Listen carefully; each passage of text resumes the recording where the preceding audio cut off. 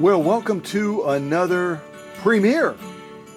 I have to start distinguishing that now from a live stream because we do live streams as well on this channel. We like me. It's only me. It's only me!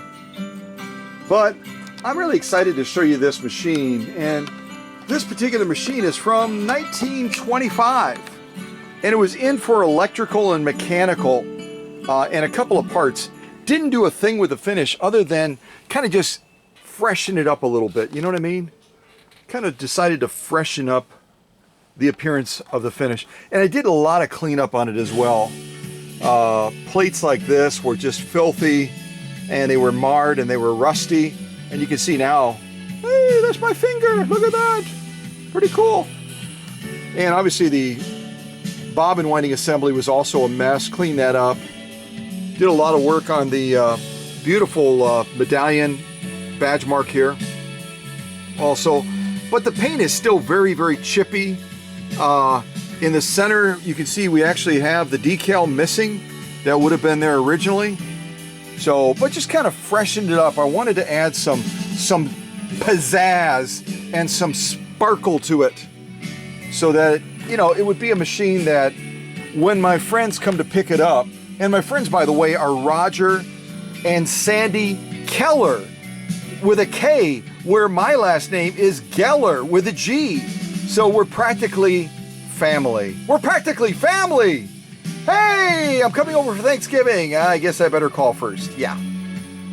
But we're going to be looking at the progress shots in this machine and also doing a variety of different sew-offs. Going to be testing some leather on it. Going to be doing some commercial upholstery material, some acrylic fiber, some denim. What else do I have? I think also maybe we'll do a little bit of compressed felt as well, because we haven't done that for a while. But again, this is a 1925 machine, specifically going to be a Singer 128. And the 128 is in the same family because of the attributes and the layout of the machine as its much earlier brother, the Model 27. The Model 27 is one that I just got done doing a full restore on and sent it down to Ross. Remember Ross, the master woodworker that was doing the cabinet work? I was doing the machine work, and then we're going to marry the two together down in Texas for his customer. So that was a Model 27. It's a full-size machine, where this one is a three-quarter size machine. I almost said a quarter-size machine. That would be pretty exciting.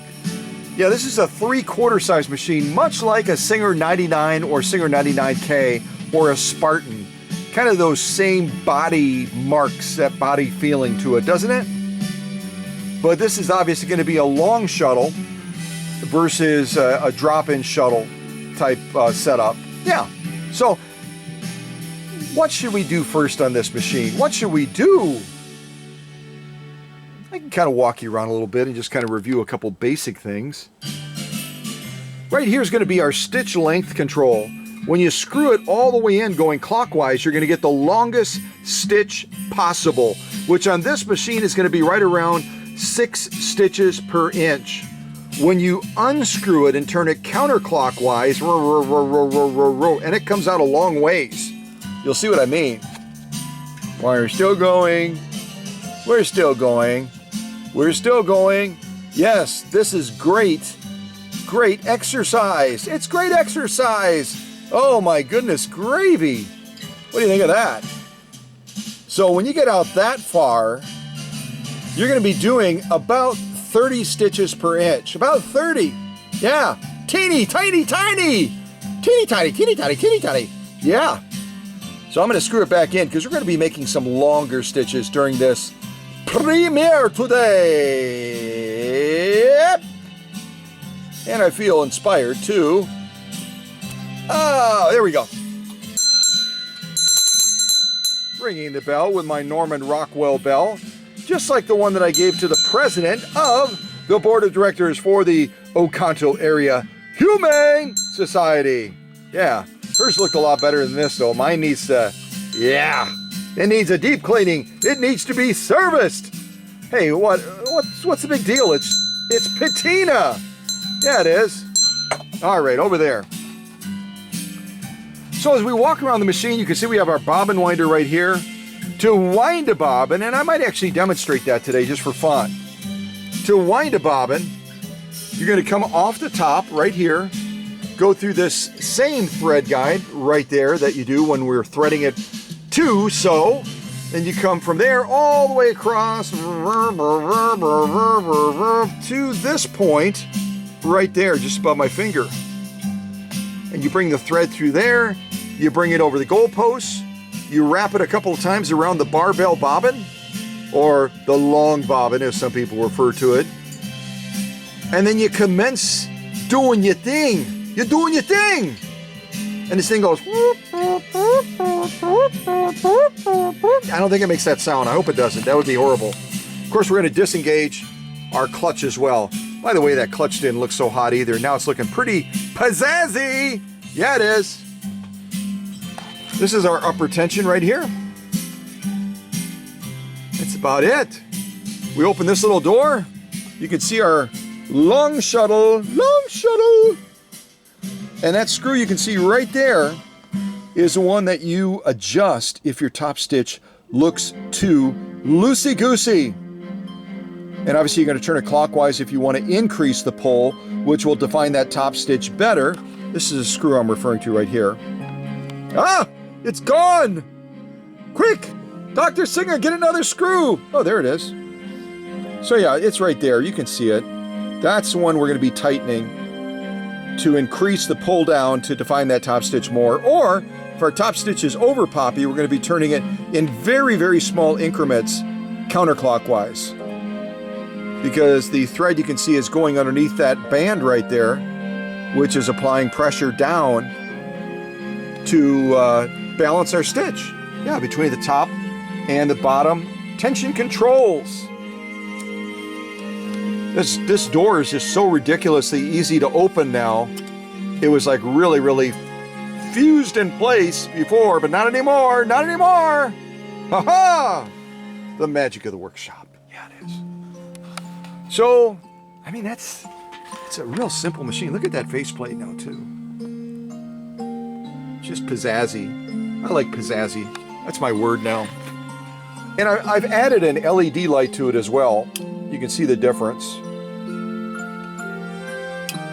It had a standard incandescent type bulb, and it's a lot more pizzazzy now. Yeah, that's my word today. Pizzazzy. And you can see our motor on the back.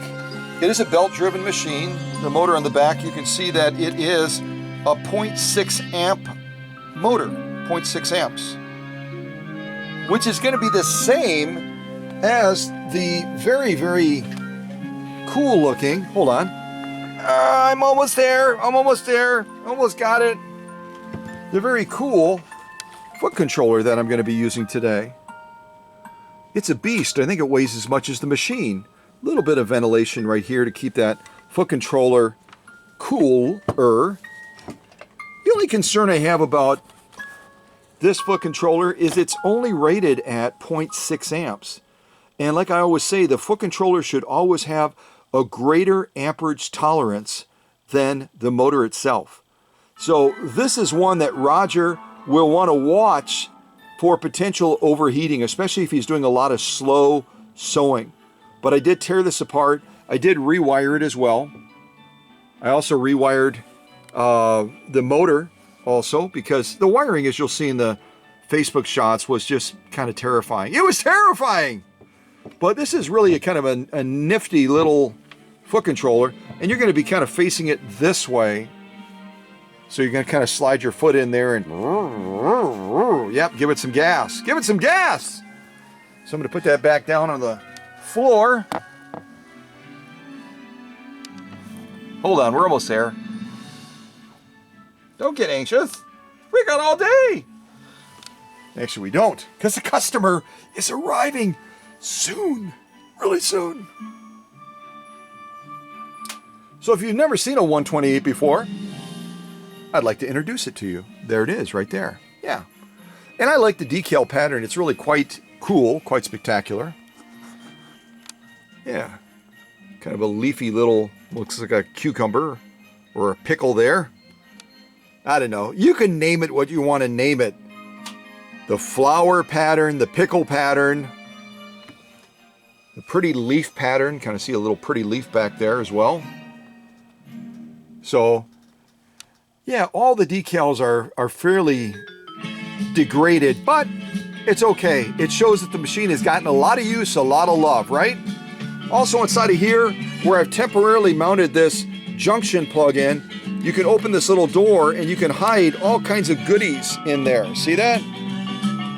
Yeah, that's where I would keep my gumballs. Obviously, yeah, if I don't put them in there, Dr. Singer, Mr. Bean, the Florida bird guy, what does Emma call the bird guy? The snowbird guy, yeah, that guy right there, this little dude. He is a gum addict. Sorry I said addict in front of you. Sorry. Yeah.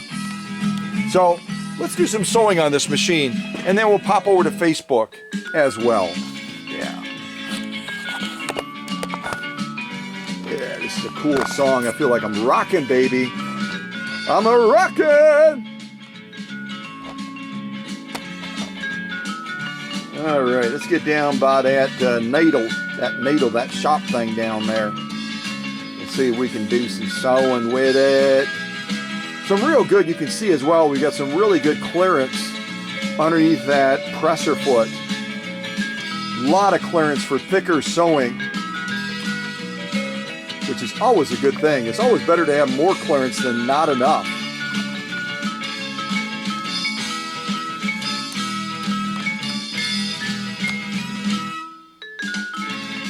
And I did pick Christmas style music today. So if you don't like that, just mute this premiere and yeah, get over with it. Get over with it, yeah. All right, I'm gonna get a glass of water, drink of water.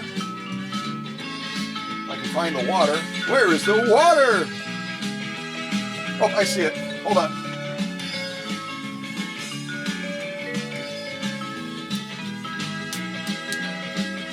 I want to grab the wrong bottle. I've got all kinds of chemicals down here.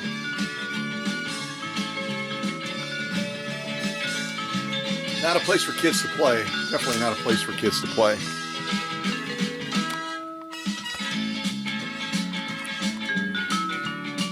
All right, let's turn this down a little bit. Actually, I'll just pause it. The power of pause. Yeah. And yes, I remember to, if you're typing in the chat right now, remember to shut off the air compressor, Scott. I've already done it. See that? See that? I learned from my mistakes. Or whatever. So I'm going to launch with what I would consider to be a challenging sew-off. It's going to be back-to-back 2 layers of saddle-grade leather. 2 layers of saddle-grade leather. I wanted to do a little bit of testing just to see if this 128 would be amenable to sewing something at this level. This is crazy level. And it was like, yeah, why not? I'll do it. I'll do it. Sign me up. So I already did this little stitch line to kind of test it out. Now we're going to finish the stitch line around the material. And I'll do my best to navigate. So I'm going to line this up right there. And we'll sew down that line. Kind of go over here. And then we'll finish it off. I can't have complete silence. It's going to drive me buggy. I'll just turn the volume way down. All right, more way down. More way down. A little bit more way down. Just a hair more. Just a smidge. Yeah, like that, right there. Perfect. Beautiful. Marvelous. Okay.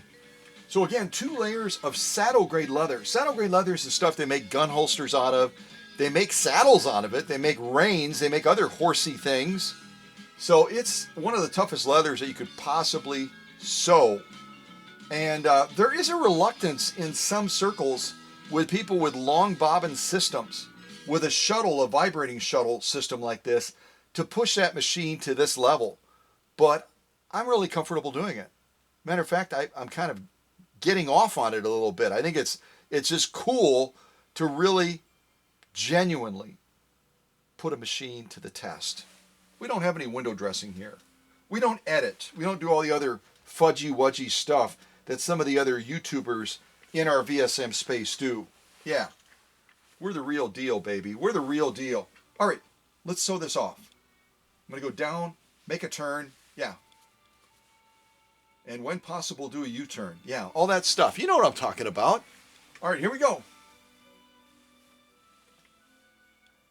Almost ready. All right, I'm practically there. I'm on the edge of readiness. All right, I'm ready. I'm not ready. Hold on. What did I do? What did I do? Oh, I'm not even on the material. I wasn't all the way on the material. Gumdrops. Hold on, let's try that again. Let's try that one again, shall we? All right, let's pull that thread out and start from scratch. No, I'm itchy. All right, let's try that again.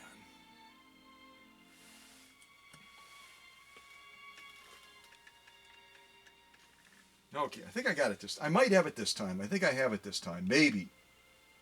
All right. Oh, whoa, whoa, whoa. Brakes on, buddy. Don't go over the material. Oh my gosh, I am so close. I'm right on the edge. I'm on the edge of the edge of the edge. I'm not even on the material. All right, I hope I can get back on track. This could be messy. Cover the kid's eyes. Here we go. Nope, we're stuck. We're stuck. We have no traction. Gumdrops. I'm going to just totally get in the middle of that material because this machine is saying, get on the material, Scott. Get on the material, buddy. All right, let's try that again. Beautiful stitching. The driver leaves something to be desired. I'm going to move this to the other side. I keep reaching the wrong direction there. Okay, let's try that again. We're just going to buzz down this way. Now we got some good traction. All right, here we go again. Let's finish that line and kind of finish our little thing. And yeah, you know what I mean. All right, here we go.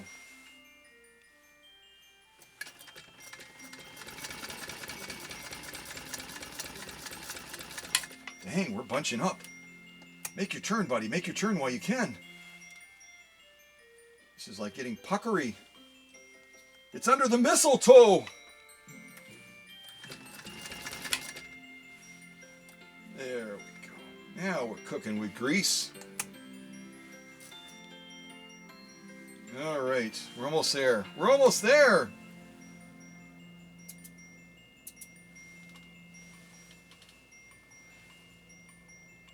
I did something goofy at the end there. All right, now that I'm done sewing and you've heard the beautiful running of this machine, I'm going to crank my Christmas music up. Yeah.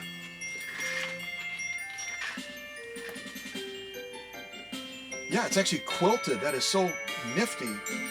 Nifty neaty.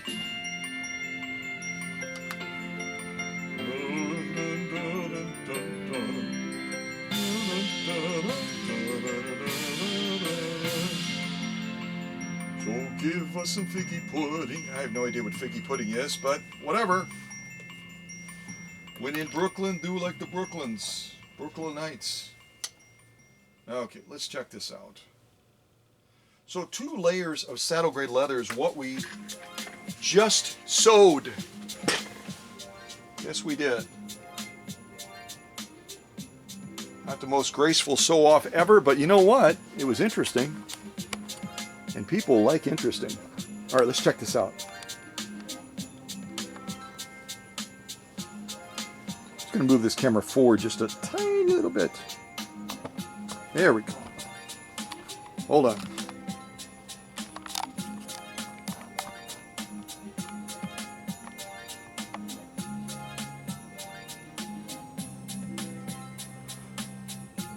Folks, those are page 34 plus. My sewing was like not even on the page, but you know what?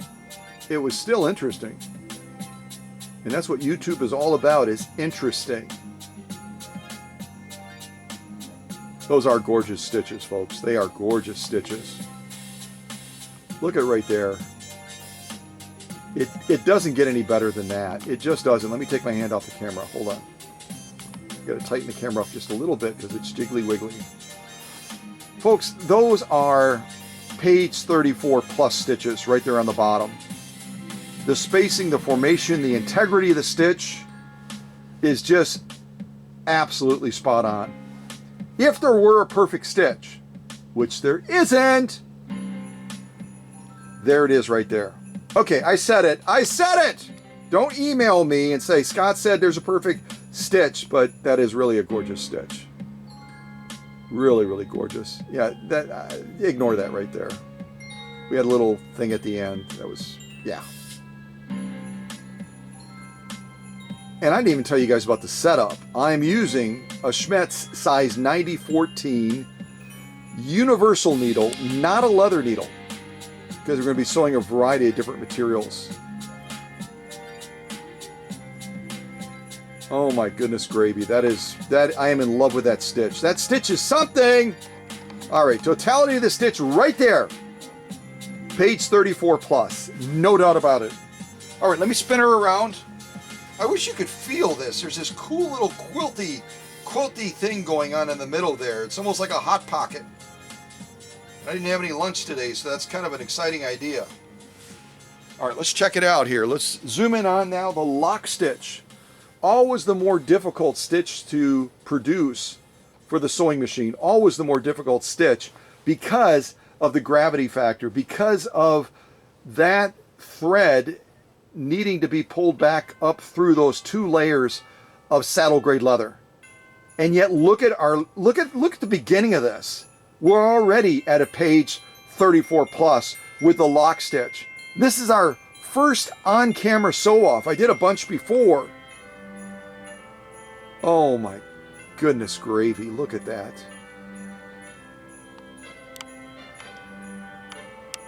Wow. Look at that edge, dude. Look at the stuff we went through. That is just, I mean, that's like a horror movie.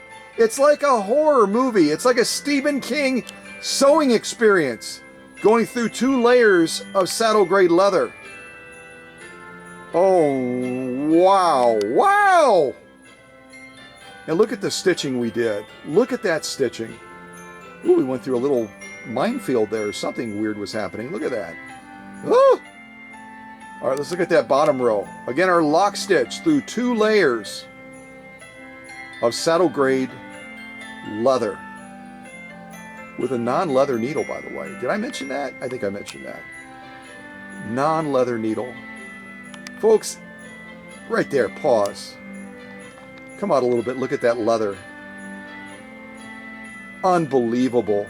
Anyone that has a reluctance to use your vibrating shuttle machine, let me take my hand off the camera. Anyone that has a reluctance to use their vibrating shuttle machine, whether it's a 128 like this, or a 27, or a 127, overcome your fear. If that machine is running as well as this machine is right now, from 1925, it's going to be like a walk in the park. And you're going to get page 34 plus stitches. If you're not getting that, you know where the workshop is. Pack your machine up, send it here so I can go through it. And it's not a matter of a quick service like you'll get at a local place, 45 minutes, tops. When you look at these progress shots of me going through the motor, the rewiring, the rust mitigation, everything that this machine needs for a total spa day is what I do when a machine comes in the workshop.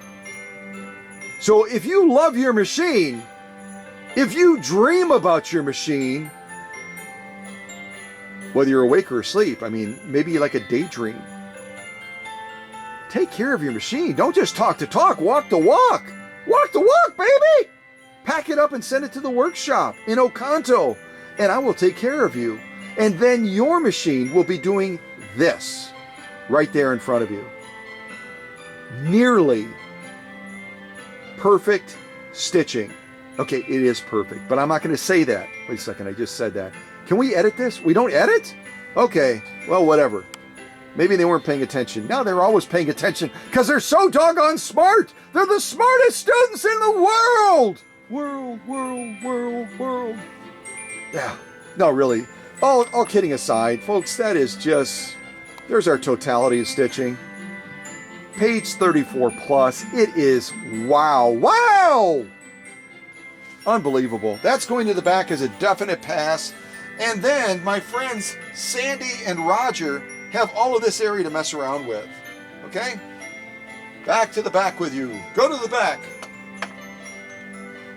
What should we sew now? What should we sew now? And I didn't test some of these things already, so this will be a little bit exciting and interesting. Let's do some more leather first. Let's do this piece. This is saddle grade leather too. It's a single layer, and what I wanted to do is a little bit of sewing in the circle.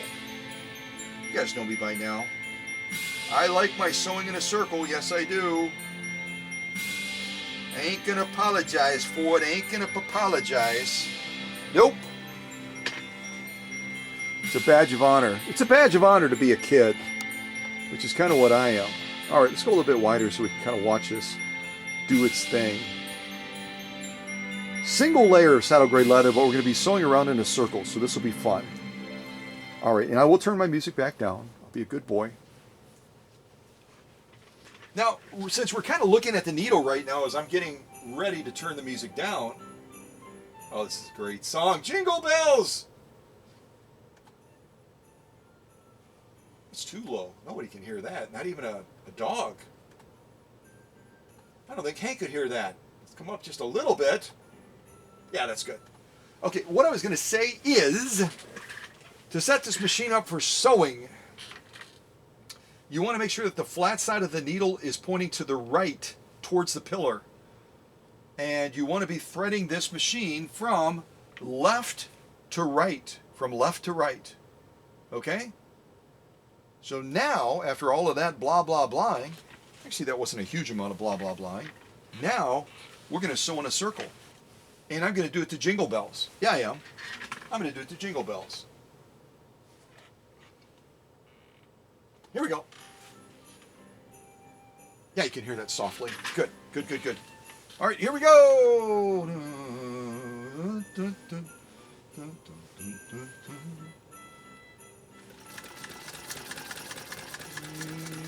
Batmobile lost a wheel and Joker got away. Jingle bells, Batman smells, Robin laid an egg. Batmobile lost a wheel and Joker got away. Oh, slow down, buddy. Slow down. You're spinning. All right, make your turn. Make your turn. They're watching. I'm noticing a little bit of slip on that belt. I'm going to have to tighten that up a little bit.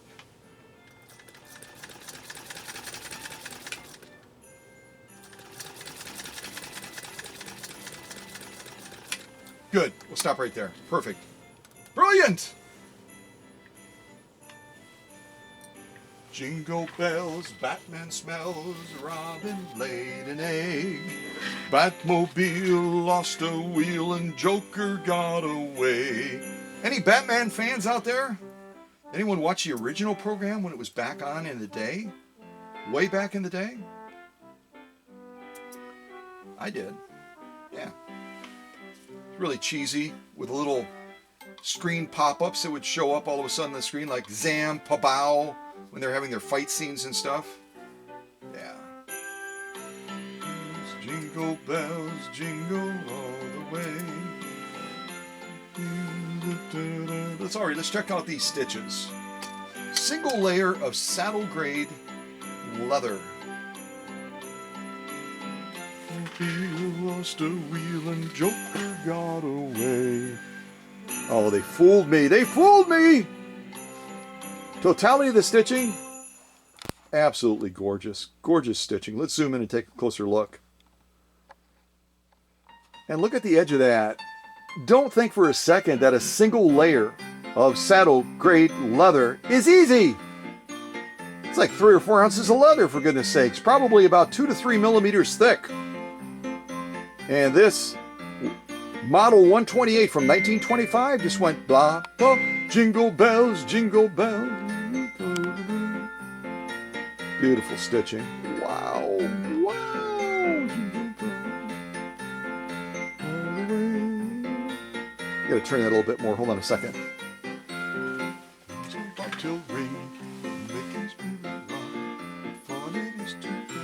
Let's sing song tonight. Come on, sing with me, you guys. Don't make me sing by myself. All right, I'm gonna come off the tripod on this. Jingle.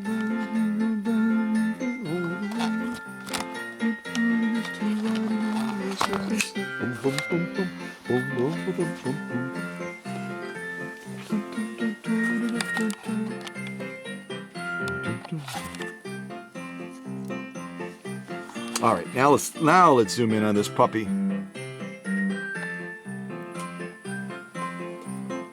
Come on, camera.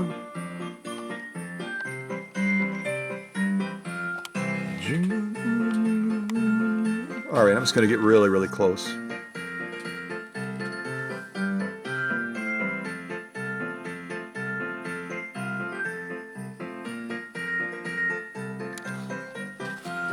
You know what? I think this is going to be one of those, turning it on the side is going to be easier for us to see the stitch definition. Let's do that.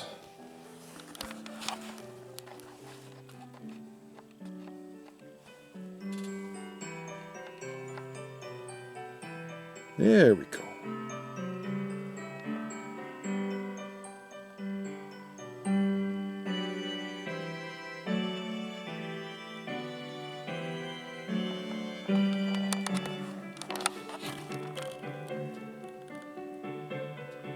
Wow, look at that.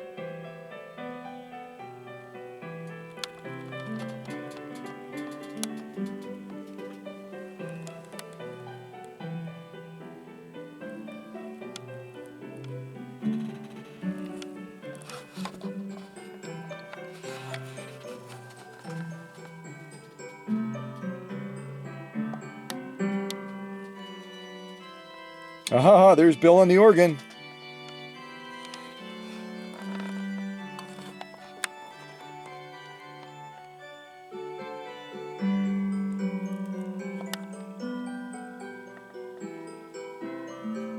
Pause right there. Unbelievable.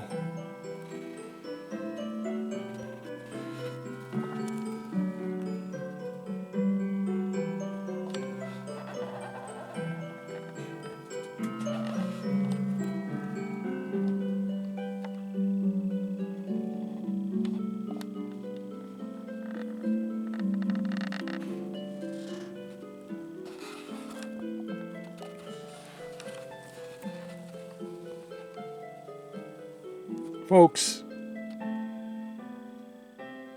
wow. That's all I'm going to say is just wow. That is a solid. That's fun to look across like that, isn't it? Yeah.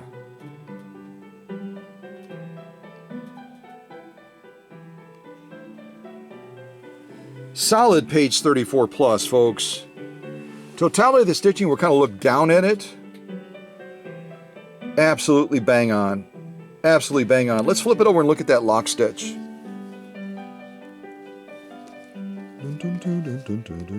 What a beautiful song too, huh?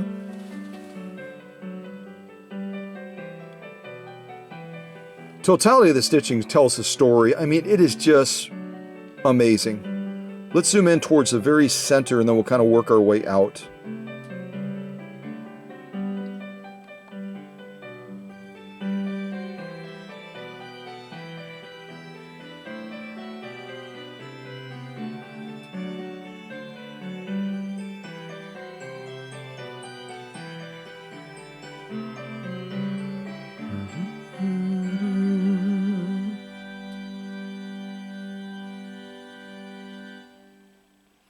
Even with that nap, these stitches are just leaping off of the leather. Leaping lizards! Anyone that is really a movie buff like me, look at that right there. Let's pause right there. Solid page 34 plus. Does anyone know the movie that line became famous in? Leaping lizards, and who said it? Does anyone know? Does anyone know? I hope you do. Yeah, so totality of the stitching. exactly what we want to be seeing.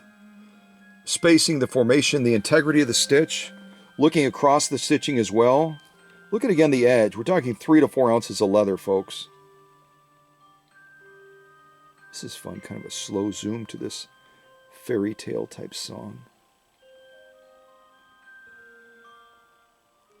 So much easier when you're looking at the stitches from an angle, isn't it? Yeah, it is. Just unbelievably beautiful, aren't they? And all we did was sew in a circle. Just a circle sew. That's all we did. So a definite pass. The top stitch, which is gorgeous. The lock stitch, which is gorgeous. Absolutely spectacular. I'm going to throw that to the back as well with our other saddle grade sew off where we did 2 layers of that. And we're going to continue marching forward, but we're going to be marching over to Facebook now before I give you more sew off experiences. Let's do that. Let's pop over to Facebook. I really want you guys to understand that a machine like this doesn't just get well at the workshop automatically. There's a lot of work involved. Oh my gosh, there's a lot of work. I'm exhausted. Not really exhausted.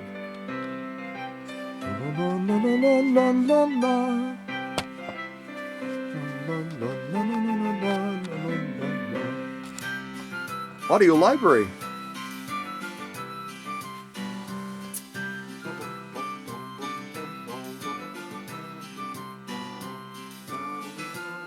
Oh, that's the wrong one. Sorry. There it is.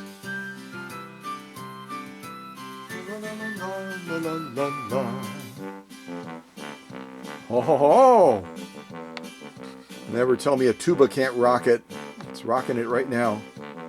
Well, the first thing you're going to notice is the take-up spring was trashed.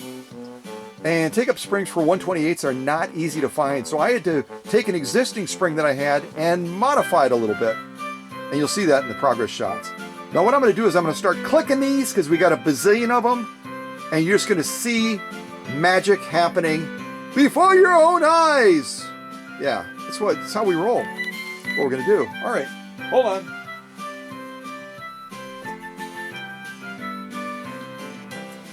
All right, I'm out of the way. Ha-ha!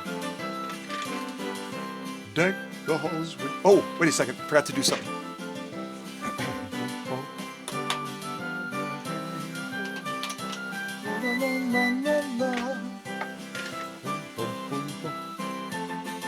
All right, let's start clicking these puppies. Filthy machine. Barely can read the serial plate. Look at that medallion. It's just plain Jane. Workbench is getting busy.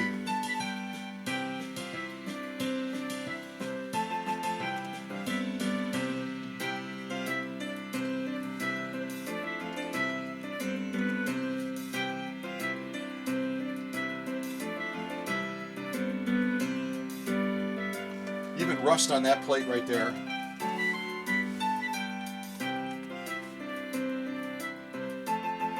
All rust. Ugh!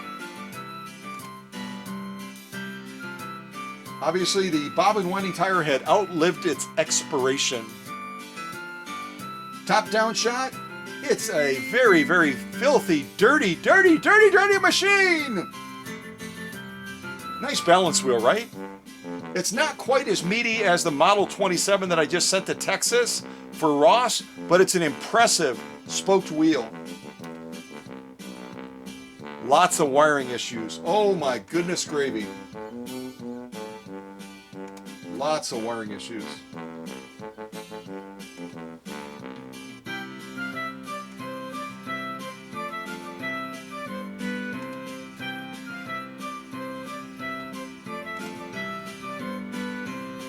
And what you're looking at in the shot here is some of the goodies that were already in that little compartment that's part of the base.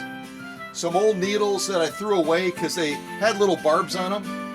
Extra attachments here for a rolling hem. Extra long bobbins, but they're all different sizes. They're not all for this machine. Matter of fact, none of those are for this machine. little needle holder there, which had no needles in it. And then the old incandescent light bulb you can see near the top there, I think. I think you can see that.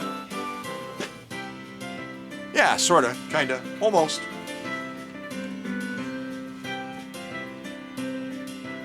Long bobbins have to be a perfect fit for that shuttle. Don't just go with something generic.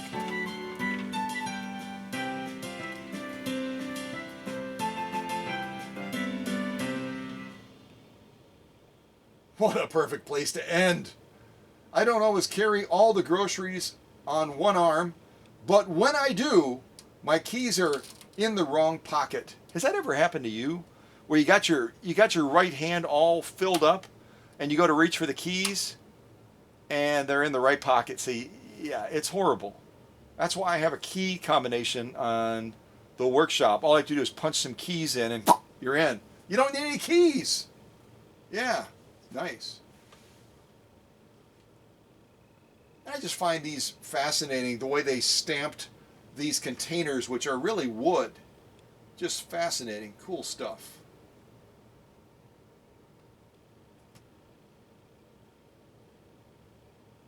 All right, we're almost there. Hold on.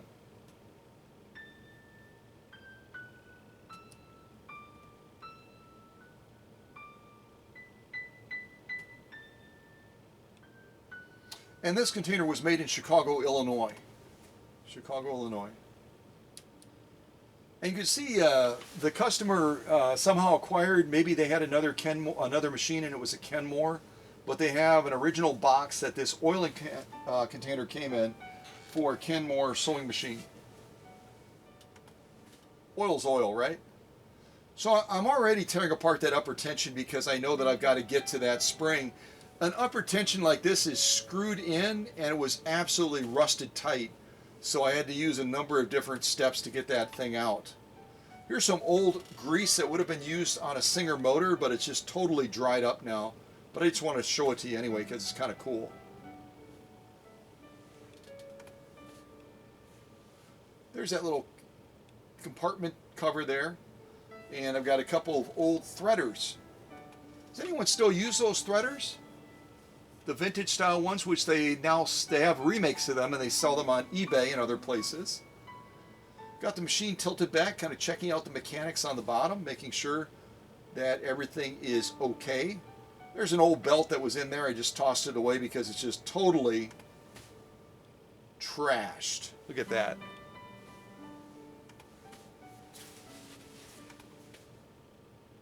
Nice little wrench that you could potentially use on the bolt that holds the motor on. There's our bottom of the pitman arm. If we could look straight up, we'd be looking straight up the pillar of the machine.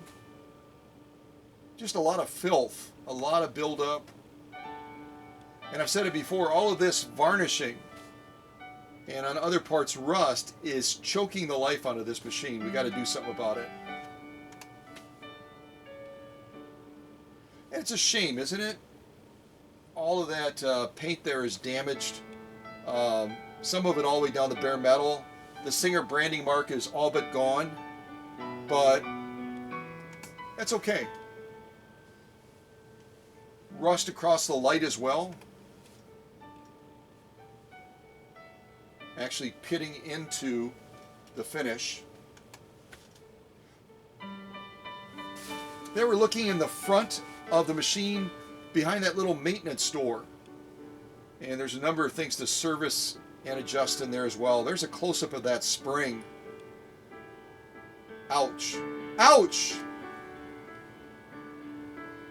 Here we've got our medallion, our Singer branding mark, and we've got our serial plate, both of which are very, very overcast right now with varnishing and filth. But we're going to take care of that.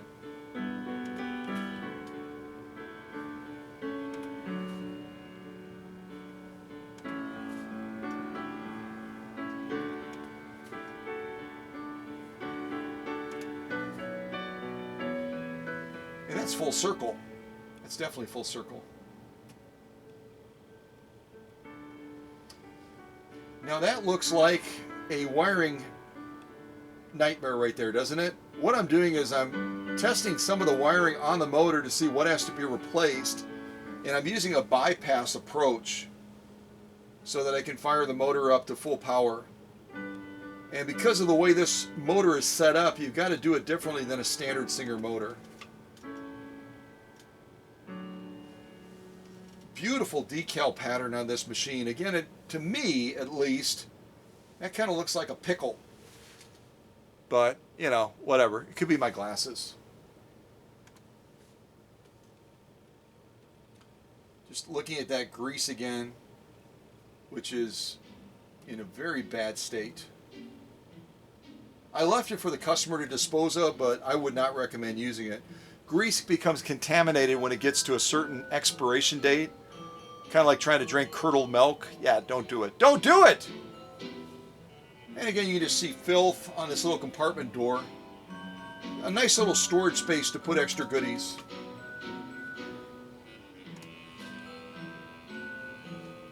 Taking a look into the faceplate area, which, wow. What do you think? You think that machine is optimized? Again, if you took it to a local service center, they would not do a thing with this. If you took it in looking like this, when you came to pick up your machine and you headed home, it would be just like it is right now. Filthy, dirty, congested, gasping for air. Yeah. And part of that is rust as well.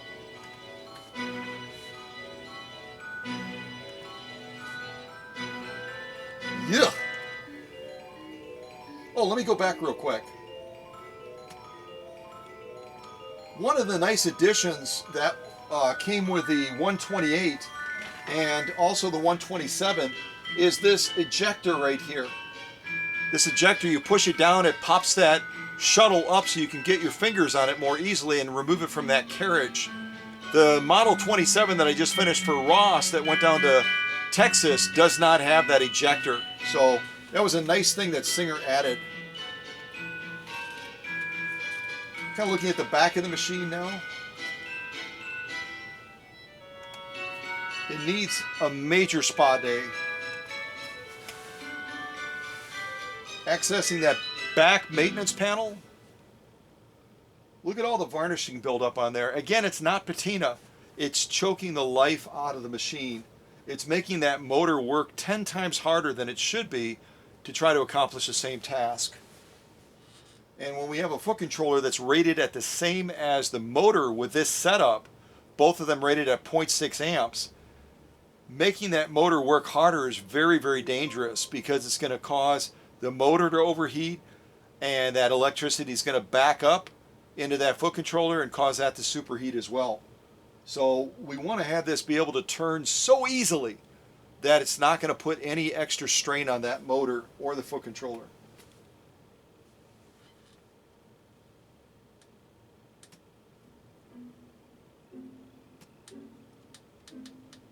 Most of these are going to be focusing on cleanliness and deep cleaning issues.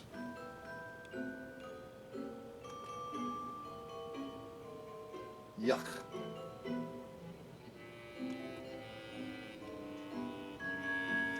Kind of looking over the top of the machine, that's part of the bobbin winding assembly right there.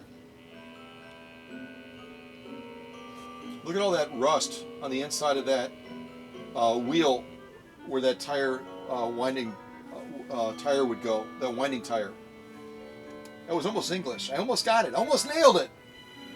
Yeah, it's just filthy, just building it up. And you could barely turn this wheel because of all that buildup. Remember, your hair collects unpleasant odors. I think he's saying her hair stinks, but whatever. That guy almost looks like Tom Hanks, a younger Tom Hanks, doesn't he? I wonder if it is him. Somebody do some research. Tell me if that's Tom Hanks. If not, it's his twin brother, much younger. Looking across to that arm, and you can just see all the filth on the machine. Again, my objective was not to restore the patina on the machine, but to certainly clean it up a little bit, because if you leave any dirt on the machine, especially as much as it was built up on this machine that belongs to Sandy and to Rodger, it's going to eventually migrate around the machine and contaminate anything else that we clean.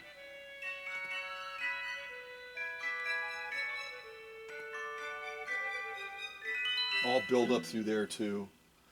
This is our presser foot adjuster right here, which you couldn't even hardly turn. Matter of fact, it wouldn't turn. Now it turns very easily. There's our badge mark again. And you can just see, I hope you can see in the shot, it's just very crusty, very filthy looking. It's not a badge of honor. It's not going to give you a sense of awe. It's going to give you a sense of, oh man, this thing is troubled. And it was very, very troubled.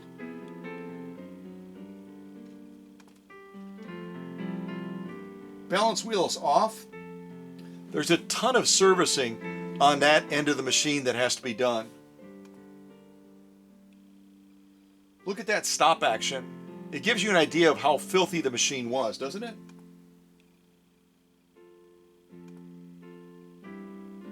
I have no idea what that is, but it's an eye test right now, and obviously your glasses or your contacts are not sufficient. And if you don't have contacts or glasses, look at how desperately you need them. Look at how fuzzy that is. Wait, is number 1 better? Or number 2? Yeah. And that's our bobbin winding tire. You can see it's just way, way past its expiration.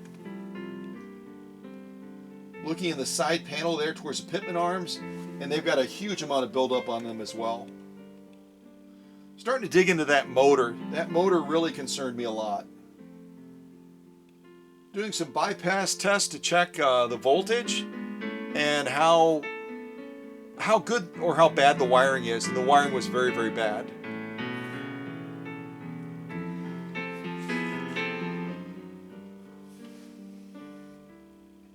Number of the wiring points were taped together with electrical tape as well.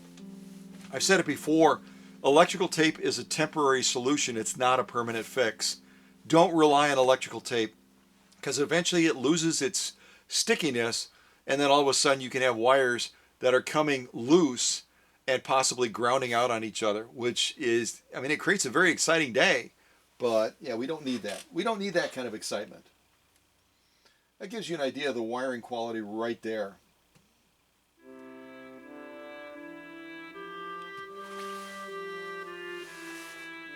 Very scaring setup. And it appeared that they tried to do some soldering of the wire as well. Soldering of the wire, unless you're grounding that wire to something metal where it can fuse all that together, it's never a good idea just to do a ground on the wire itself and count on that to hold the wires together. Even if you're using electrical tape, because again, not a permanent solution. That's horrible. That's a horrible, horrible thing. Yuck. Very dangerous. Very, very dangerous.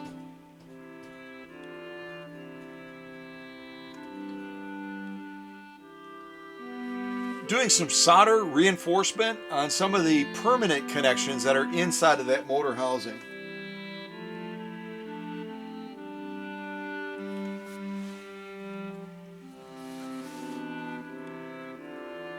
And symbolically, I've lifted the garbage can up to say, this wire is decommissioned. It's retired. It's out of a job. It's not going to be used anymore. Ha ha! More wiring issues.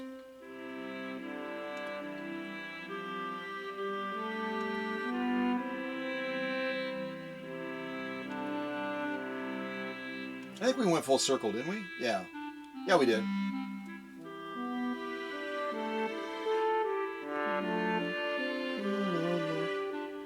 What we're seeing, and we're not going to look at this right now, we're going to do some more sewing on the machine first, and then we'll come back to this. But that's the inside of the foot controller, which is oil-soaked, scorched, and all of these contacts right here that should be bright copper, well, you can see what they look like. You can imagine how well that foot controller was working as a partner with the motor. Yeah, it wasn't, yeah, horrible. And also a fire hazard when it gets to this extent. It's just horrible. Horrible! Capital H horrible. Okay. So, let's go back to the machine now. Let's go back to this incredible 1925 Singer 128. You don't see these machines too often. Oh, I didn't even zoom in. Let me get the lights back on. And I'm going to zoom in on that badge mark. I think I kind of went past it, but we looked at a number of pictures of that. And I want to show you what it looks like now. Along with that stitch length controller we're kind of panning past. That is a badge of honor. That is a badge mark that even if the paint is chipped up like it is, even if the decals are faded or gone, right away someone's eyes are going to zoom in on that. And that's why I spent a lot of time making that jewelry beautiful again, because the customer didn't want to invest, which I totally get. They didn't want to invest in replacing paint, decals, all of that. That would have raised the project cost dramatically. But I can do something about that. And where if you went into a service center, they wouldn't even notice that. They would be doing their real basic level servicing. That right away catches my attention, because I want Rodger and Sandy to look at this machine, even though it's not aesthetically perfect, even though it's not ready for the Smithsonian, even though it's not museum quality. It's gorgeous. It's a gorgeous machine. And that badge mark contributes so much to that, doesn't it? Yeah. Yeah, that's how I roll. I'm going to do something special for my customers. Something special. Yeah. All right, let's get some more lights on. Shut a bunch of the lights off so we can check out those pictures. All right, let's do some more stitching now. I have to watch that camera tripod now. I moved it in, and now it's like right next to me. Holy mackerel.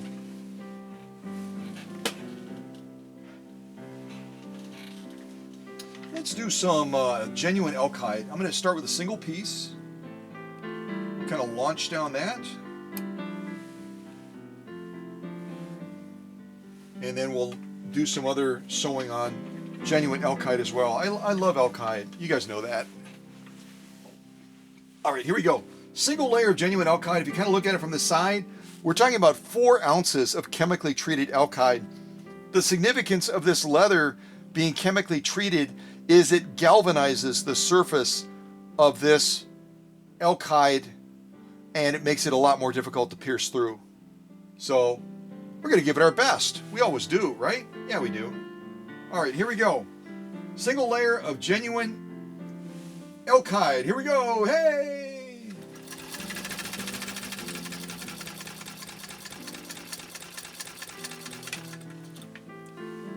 Yeah, that was a huge challenge for this machine. You saw it pause and hesitate, questioning whether or not it could accomplish the task at hand. There was no pause. There was no hesitation. This 128 from 1925 launched into this and said, no problem. I know. I don't have a leather needle. I know I'm using real basic Coates & Clark dual duty thread. Nothing fancy. But I'm going to get this done. I'm going to have success. Yeah. Let's zoom in on these stitches and see what type of success this 1925 machine just had. If I can do it without kicking anything over. You never know.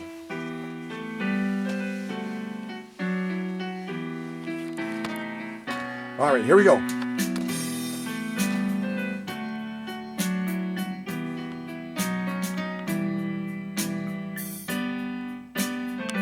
Pause right there. Solid page 34 plus, all the way across.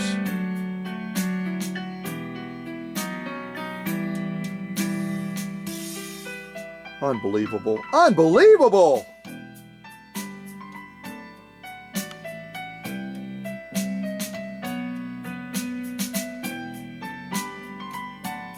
Look at that edge. It gives you an idea of the thickness of this leather, folks. Come out, totality of the stitching. Wow, we bought some real cheap seats here. All right, let's come in a little bit closer. Folks, that is a solid page 34 plus. Those are absolutely gorgeous stitches. The spacing, the formation, the integrity of the stitch, the glory of the stitch is absolutely spot on. It's exactly what we want to be seeing. That is what page 34 is all about. The greatness of what a machine can deliver down at the needle. Not that the paint is perfect, not that the decals are unflawed. It's what it does down at the needle, and this is a spectacular machine in how it's stitching. Let's take a look at that lock stitch, see what we think.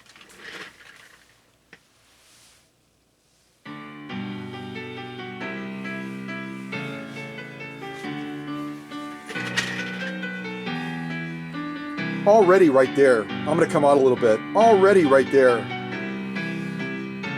I'm looking at those stitches and I'm saying, non-leather needle, real plain Jane, dual duty, Coats & Clark thread, and it's laying down page 34 lock stitches as well. Let's zoom in and take a closer look.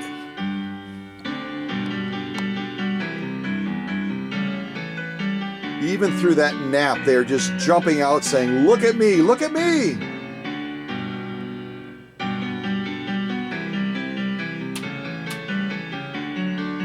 Unbelievable. Again, folks, genuine elk hide. About 3 to 4 ounces of leather, chemically treated. Non-leather needle. A leather needle would make it a lot easier, but why would we do that? That's silly. That's totally silly. Totality of the stitching, again, it's a no-brainer. It's an obvious pass. And again, we're talking about leather, genuine elk hide. That should be a challenge that this machine just mowed through like it was a hiccup. Just like a hiccup. So I'm going to throw that to the back as well as a definite pass. Wow.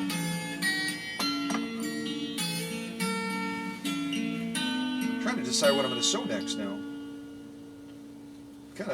Kind of lost my steam a little bit. It's like, wow, it's too easy. It's too doggone easy. We could just skip over to some denim.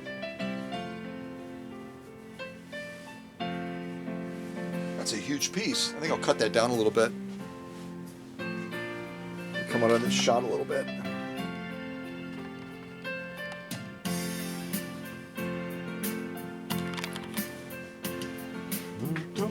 I'm going to turn my heater back on. I had it off because it wasn't chilly down here, and now it's feeling chilly to me. So it's starting to get to be later in the day, and the temperature's starting to drop. So I've got, what do I have here? I've got like 4 layers of genuine heavy grade denim. I've got, wow, we are way out there. Huh! Let's get a little bit closer.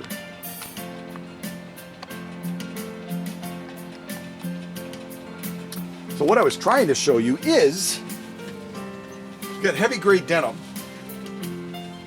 Got about 4 layers of it there, right there. I've got some seam points on the outside that are going to add even extra layers, but we're going to be sewing mainly in the middle. And I'm going to cut this down because I hate the waste. I hate the waste material, you know? So hang on a second.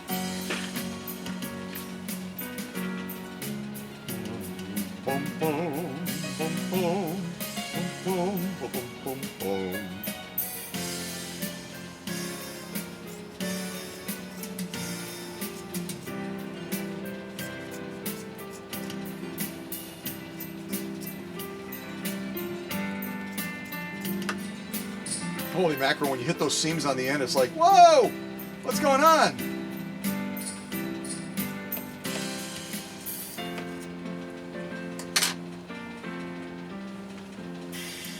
So this is what we're going to be sewing right here. I got 2 layers, and this is almost, has like a stretchy factor to it. Can you see that in the shot? These are probably like stretch jeans or something like that, so they have like a nylon factor in them, which makes me a little bit nervous because of what nylon tends to do with stitching. Look at that stuff. Holy mackerel. It's almost like bubblegum material. But we're going to try to buzz through this anyway. 2 layers, 4 layers. I didn't test this. This is really nuts. I'm going to try to do 6 layers, which is really kooky crazy. I don't know. Maybe I shouldn't do 6 layers because of the nylon factor. I'll go with 4 layers. I'll be conservatively cautious. 4 layers of this bubblegum denim. Now we got a new material we're working with. Bubblegum denim. Yeah. All right, let's give this a go. See what we think. I don't think the machine is going to like it, but we're going to give it a try anyway. All right, here we go.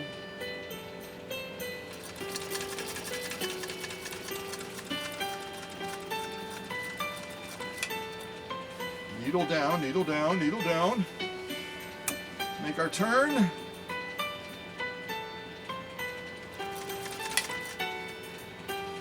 This machine just turns so easily. I've got to really meter back that power because it's just trying to race away. It's trying to race away.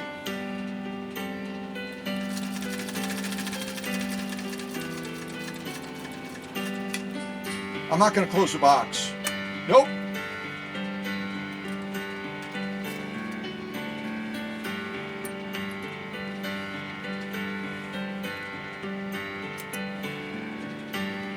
Yeah, that nylon factor becomes evident right away when you see that these stitches are just a little bit compressed.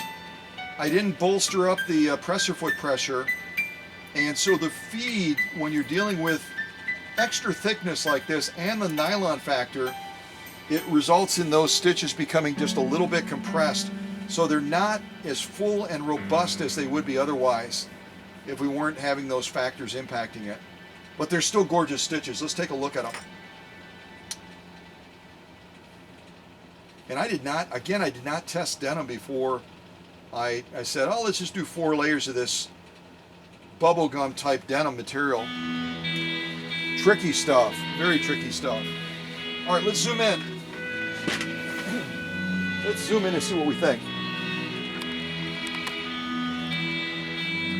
All right, totality of the stitches, we'll just start with that. I'm seeing some really, really lovely stitching. I don't know about you, but I'm going to zoom in and go on the bottom and then kind of go up and then off to the right. Let's take a look and see what we think.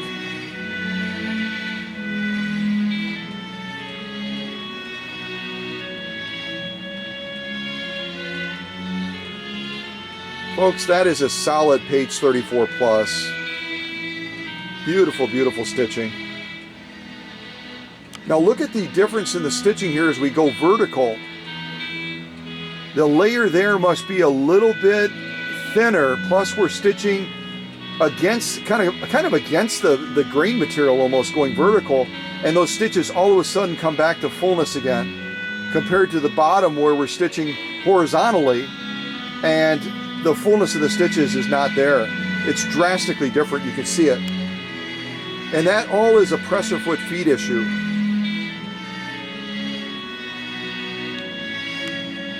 But the integrity and the quality of the stitch is just spot on throughout.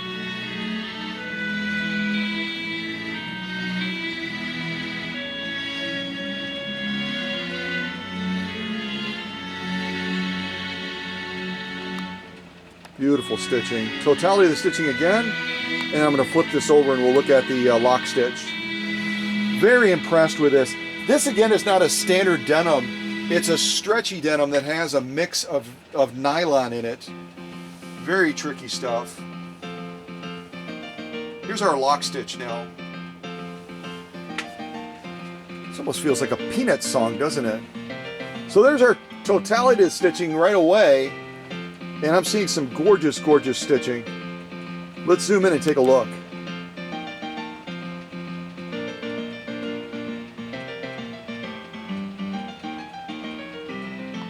So at certain points, I'm almost seeing the indication that upper tension might have been pulling a little bit too hard. Yeah, see, we kind of went across a different seam difference there, and you can see the stitching varies on the side because of the material thickness and the composition of it.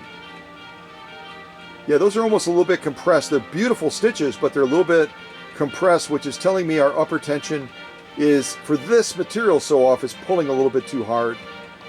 But it's still laid down gorgeous stitching. There's our totality of the stitching.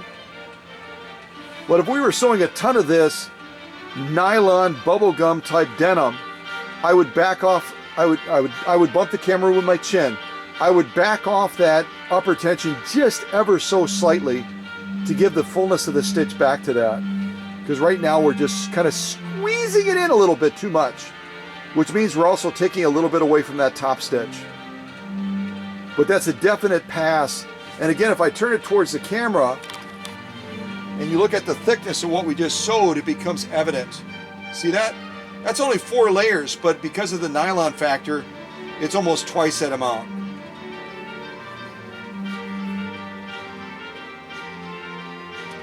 So this is also a definite pass. I'm going to throw it to the back, and we're going to stitch off one more thing, and then we're going to be moving into some more Facebook progress shots. I think we'll do this acrylic fiber.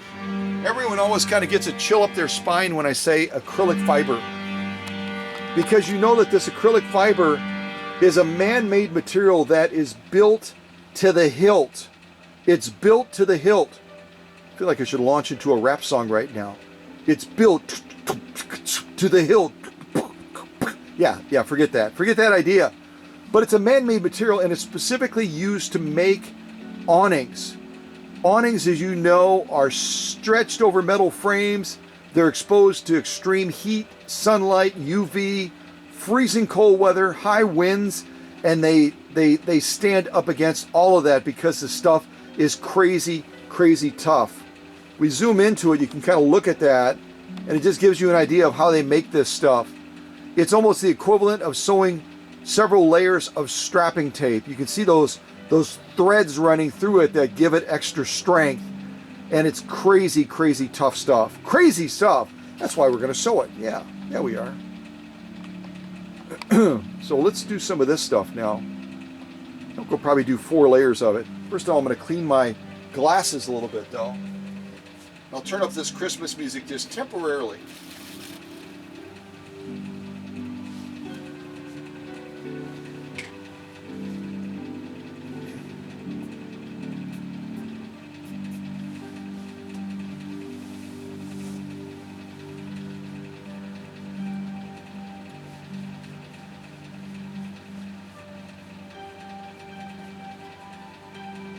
I can actually see.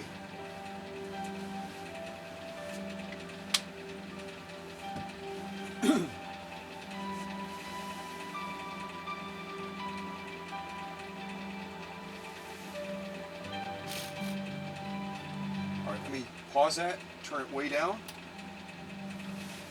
and let's do some of this acrylic fiber now. A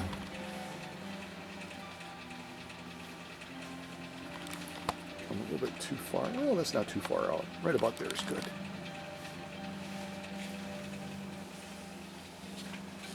And I haven't sewn acrylic fiber in a while, so I've got to try to remember how many layers I normally do. I think it's usually 2 or 3 layers. So I think we'll go ahead and do 3 layers of this. Again, this is awning type material, so don't be deceived by the thickness factor. 3 layers of acrylic fiber is like going through 6 to 8 ounces of leather easily. And what we're going to try to do, I'll do my best, is we're going to try to go down and around on this material. All right. So 3 layers of acrylic fiber sewn on a 1925 Singer 128. All right, here we go, here we go.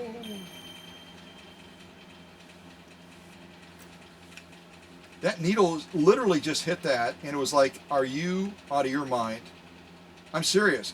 I could feel that motor engage, and the needle started to come down on that material, and it was like hitting a wall. So I'm gonna have to give it more gas. Here we go.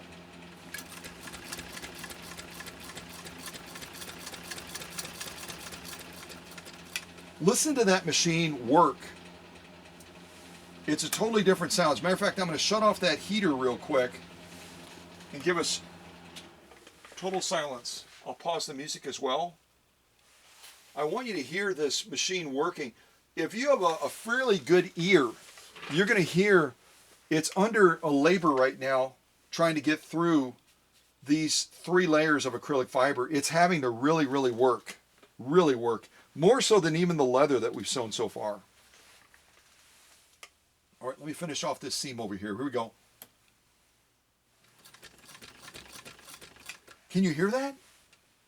It's hitting that stuff, and it's like, are you out of your cotton picking mind? All right, let's go down to the finish now. Here we go.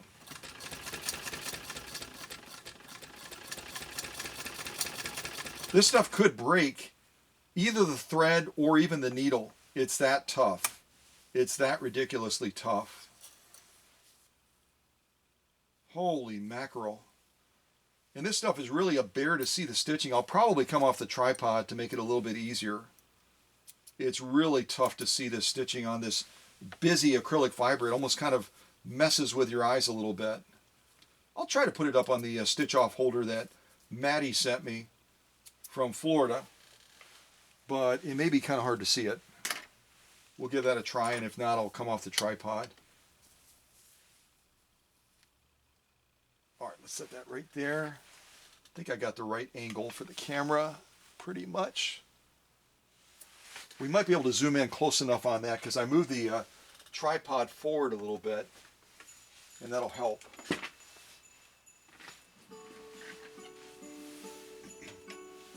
I'll turn my heater back on.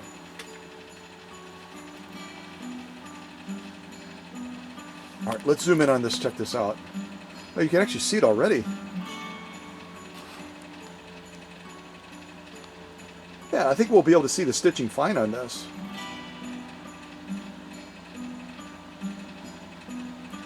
And as we're looking at these stitches, I want to point something out. You'll see that the first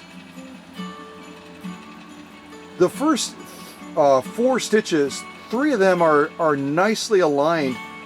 One of them, the second one in, is tipped up just a little bit on the right side. That is a product of, for sewing this particular acrylic fiber, 3 layers of it. Again, a material that is designed to stand up against hurricane winds and everything else. It's got the equivalent of like strapping tape running through it. It's tougher than nails. And we just did 3 layers of it. But if we were going to sew this all day long, that tip up factor on the second stitch in, and then you can see on the 1, 2, 3, 4, the 5th stitch from the left is tipped up a little bit on the right side as well. That's because that bobbin case down in the shuttle is not pulling down hard enough to even that stitch out as it's laid down. So we would have to do one of 2 things. Type it in the chat if you know. If we want to define that top stitch a little bit better, what are the 2 things that we could do? Type it in the chat, and while you're doing that, I'm going to get a drink of water real quick.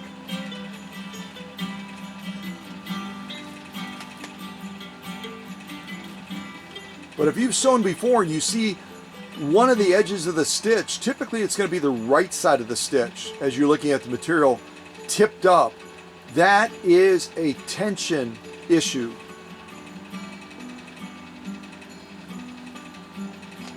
And very easily resolved. So you've had enough time to type it in the chat because you guys are the best students in the world. If you said we could either open up that little sliding door and we could turn that screw on the vibrating shuttle just a little bit clockwise to give it more pull down, you're absolutely right. If conversely you said, I don't want to mess with that shuttle down in the raceway, especially not a vibrating shuttle with that long barbell bobbin in there, I'd rather mess around with the upper tension. What I would do is I would just slightly back off that upper tension so that that bobbin case can pull down a little bit harder, and that would make you sick if I keep bumping the camera. Let me lock it in place. That would accomplish the same thing of defining this top stitch a little bit more. If you said either one of those, or you said both, give yourself a pat on the back and give yourself an A in the class for the day, because that's exactly right. We've got a top stitch where the stitches are tipped up a little bit on the right side. We need to give more power to that bobbin down below to pull down. And we either can increase the pull or we can decrease the pull up by that upper tension. In either case, we accomplish the same thing. So with all that blah, blah, blah, let's go across and look at these stitches now. And you can see in this field right here, that field right there, those stitches are absolutely spot on. And remember, again, it's just like leather hides. When you cut leather, and I'm using different leather for sew-offs, it's not going to be absolutely the same thickness. It's not going to be exactly the same composition throughout. It's going to vary just slightly. And you can see right here, for whatever reason, when they made this acrylic fiber for awnings, this particular little section right here, that bobbin case had enough authority and enough pull down that it laid down 1, 2, 3, 4, 5, 6 stitches that were just absolutely perfect in that field of the material. But just less than a millimeter to the right of it, it hit a section of that acrylic fiber again where it needed more authority and more pull down. Because if you look way to the right, you can see just a slight tip up on that stitch. That is stitch number 1, 2, 3, 4, 5, 6, stitch number 7 in this window that we're looking at right now. And that is the science of material. It has variances like that. And when you're looking at intensity like this of acrylic fiber, it really can make a big difference. But still, we got beautiful stitches all the way down, and also across this field as well, going down. Now we're looking at the bottom, and we've got some beautiful stitching there as well. And for that field of the material, the balance between top and bottom tension is absolutely bang on. Absolutely bang on. I'm going to go back again just so you can see it. Those stitches are a solid page 34 plus. And there's no tip up factor because the tension is perfectly balanced between the two. Same thing on the side. It's only going across the top here that we notice that there's some variance. And it's very subtle. And I'm zoomed in ridiculously tight right now on this material because I want you guys to see it up close and personal. We come out and we look at the stitching top and bottom, coming just a little bit. We are looking at solid page 34 stitching. And all we would have to do to make it absolutely bang on, because we're committed to constant and never-ending improvement, right? Kanai. So all we would do is just tweak that tension a little bit like we already discussed. And we would make it even a more solid page 34 plus. But that is some beautiful stitching right there. Again, on acrylic fiber, 3 layers of it, which is crazy, crazy tough. Turn it around, look at that lock stitch.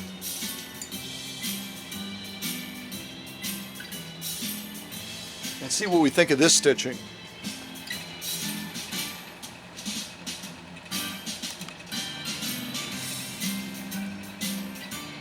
And you'll notice when that needle is coming down through that acrylic fiber, like some of the canvases, it creates a little, almost a little push-up nub of the material between the stitches. That's what you're seeing.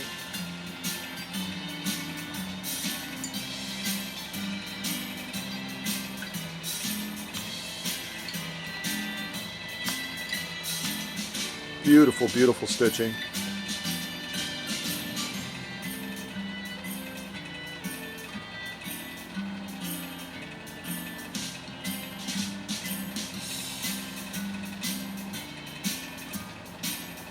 Totality of the stitching for this lock stitch come to right about there. And I should also mention that this acrylic fiber has different coloring on different edges of it and such, so this is a little bit different color, so we're able to see the stitching, but it's a little bit more tricky to get our eyes on it. Coming a little bit closer. But this is a definite pass. I'm so impressed. And again, when this machine hit this material initially, it had a pause factor because of the piercing threshold of this acrylic fiber used to make awnings that it didn't even experience when we went through those leathers. Even the 2 layers of the saddle grade leather, it went through it straight away. This stuff almost stopped this machine in its tracks. Also because we're using a stretch belt, which I usually don't like using, but I didn't have a belt that I could put on there, and I wanted to go with the original customer's belt because it's still in decent shape. But I'm going to snug up that pulley a little bit more so that there's not a slippage issue, depending on what Rodger and Sandy are going to be sewing. But I'm really impressed with how this machine handled that acrylic fiber. That is one of the toughest sew-offs that we would be doing during this premiere. A definite pass. Definite pass. Perfectly timed too with the music. I love it.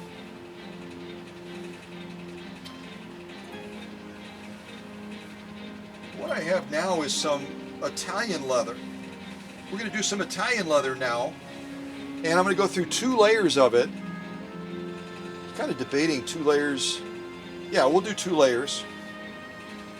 We'll kind of go down and around, and then we're going to jump back to some Facebook shots after that. So let me change my shot, and we'll put this Italian leather to the test. Italian leather has a fairly high piercing threshold, not quite as bad as protected full grain leather, not quite as bad as saddle grade leather, but it has a slippery nature to it. If you look, it almost looks like elephant skin. If you look at that real close, it makes it real slick for those feed dogs to feed with that presser foot attachment. So feed factor is going to be an issue that we're going to battle a little bit sewing this Italian leather, especially 2 layers of it. Get another drink of water real quick.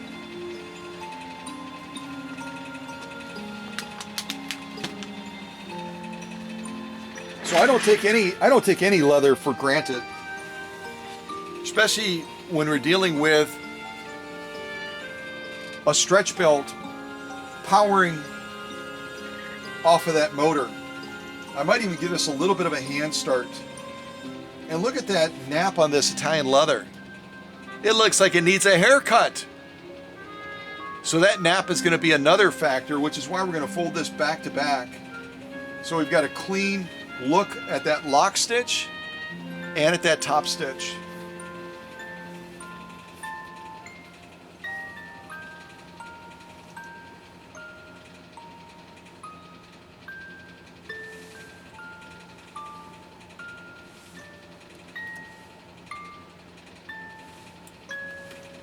I think I will give this a little bit of a hand start, give us a little bit of an edge up on it.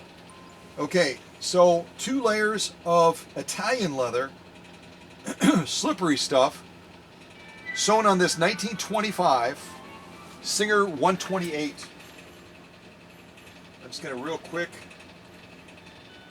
pause our music, shut off our heater, give us some nice quiet in the workshop so you can listen to this machine work. And at this point, after doing all of the off-camera sewing and the on-camera sewing that I've done, this machine this machine needle is starting to get tired. Again, we're sewing with a universal Schmetz size 9014, and I've sewn a ton of stuff with it already. So we don't have that sharpness factor anymore, like it's a fresh needle. So we'll see how it does in this Italian leather. And I've got some other materials to sew after it as well. If we have any major failures or skipped stitches, I'll probably look at putting a fresh needle in. But I'd like to try to avoid that until I'm done completely with the premiere, and then I'll put in a fresh needle for Rodger and Sandy. So when they try this at home, they're going to be starting with every advantage to succeed. All right, here we go. That's enough blah, blah, blah. Take up arm at the highest position, starting to come on that downstroke. And now we're going to launch into this material. And I'm going to try to do it without a hand start. If we hit it and it stops, then I'll go ahead and give it a little bit of a hand start boost. All right, here we go. Yep. Did you hear that? I talked about that belt being a stretch belt. When you hit it with something like this and you don't hand start it, it'll have a tendency, the motor will spin up strong and true because I went through there, I rewired, I did a complete deep cleaning on that motor. The motor is so strong now that that stretch belt is going to have a tendency to slip. So I'm going to give it a hand start this time. I'll give it a hand start and we'll get a solid launch. All right, here we go.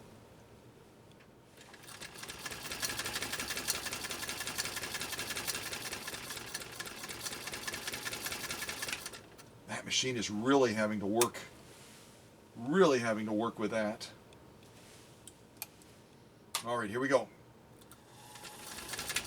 You hear that belt slipping a little bit? I might even, hell, I hate to make an adjustment on the machine right now midstream. We're just going to manage it. But I do need to snug that up because we're getting some slippage now. We're definitely getting some slippage. All right, here we go. Let's finish off this line of stitching, and I'm going to debate that. See whether or not I'm going to, because I can't do it with a screwdriver. I have to get my ratchet set out to do it. All right, here we go.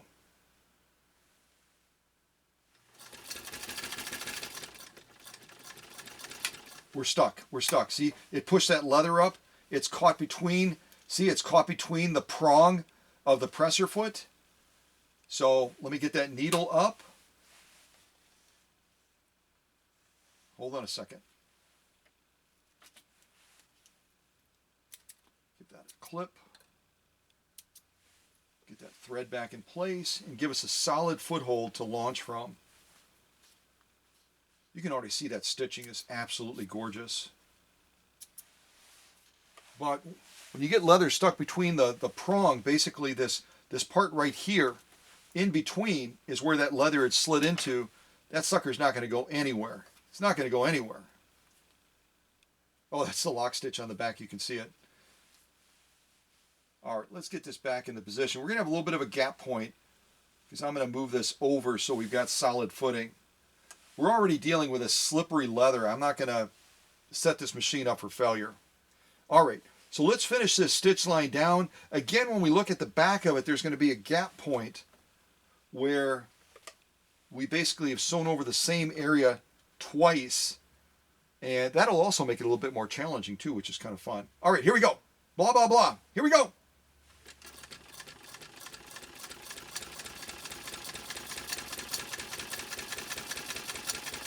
You can see the slippery factor of that, where the leather is almost doing like a little wiggle jiggle and trying to slide away from that presser foot feed as we're moving through it. Yeah, we didn't do horrible. I actually kind of ignored the other stitch line and kind of created a new one, which is great. All right, and we should be able to see this stitching very, very easily on that sew-off display. Give that a clip. Give that a clip.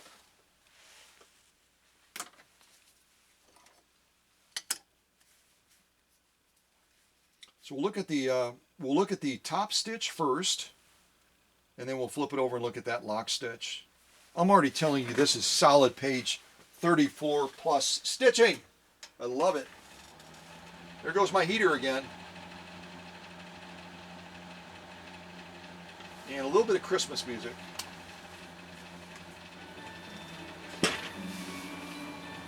All right, let's check out these stitches. See, I kind of called that, didn't I? I told you that Italian leather was going to be a booger. It was going to be slipperier than snot. And it just proved that by misdirecting that leather feed into the prong of the presser foot attachment. It literally stopped us in our tracks. But I was like, that's not going to happen. We're going to finish this off. Well, let's look at these stitches, which are absolutely amazing. Amazing!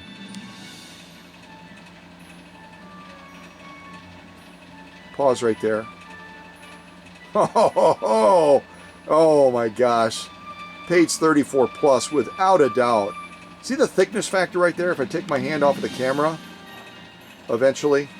2 layers of Italian leather is about 6 or 7 ounces thick. About 3 to 4 millimeters thick. Not an easy sew off, especially for a tiring needle, a non-leather needle, size 90-14 Schmetz universal needle. and yet it laid down a stitch line that is just absolutely off the charts. Look at that.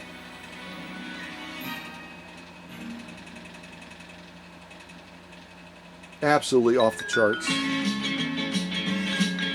There's our side stitch line right there, where at one point we were on one layer of it right there, and then I kind of started this out again once I got back on course.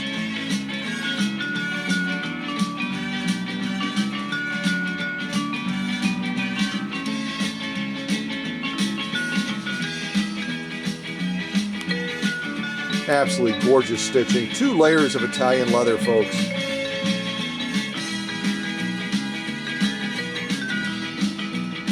Oh my gosh. Unbelievable. Totality of the stitching. Absolutely breathtaking stitching, folks. The spacing, the formation, the integrity of that stitching is page 34 plus. I'm really impressed. That was a tricky sew-off. It tried to stop us in our tracks, but we overcame it. Now on the back, it's not going to be quite as clean as this because we started that 1 stitch row and then the leather slipped in between the little prong of the presser foot attachment. I had to stop, I had to raise the needle. So we're going to have a little trail of it off on its own, and then the rest of the stitching will be spot on.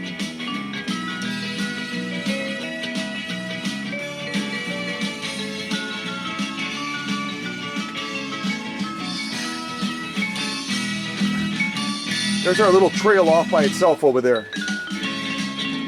All right, let's zoom in on this. Look at that again. It looks like elephant skin, doesn't it? It looks totally like elephant skin.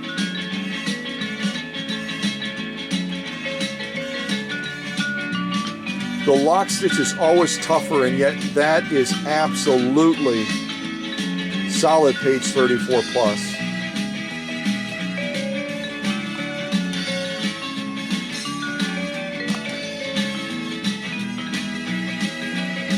Gotta turn that angle just a little bit. Hold on a second.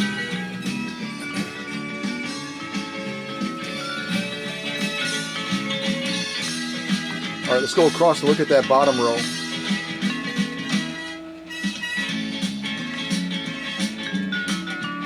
You see that right there, where at the very end of that little trail row that ends, you can see a little buckling of the thread, and that's because at that point, we were caught in the groove on that presser foot attachment. The leather could not advance.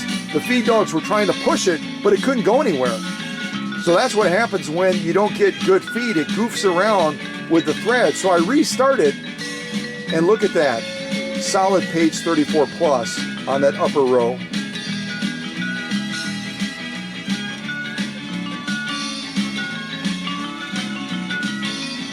Unbelievable. It doesn't matter if you encounter a challenge when you're sewing. You just have to press through it. And it's exactly what we did when we encountered that challenge where the leather slid into that groove and it couldn't advance. Look at that stitching. Oh my gosh.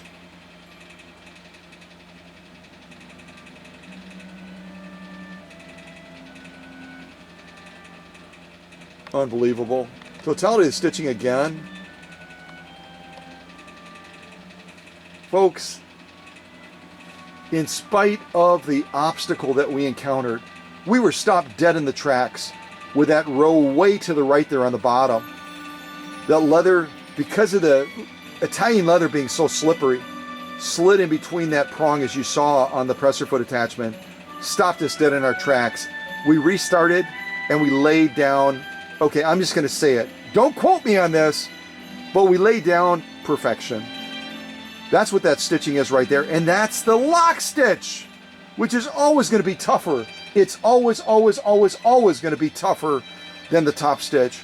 And this 128 by Singer from the 1920s, 1925, just absolutely, are you kidding me? Are you kidding me? Hey, who wants to look up the birth date? We didn't even look up the full birth date of this machine yet.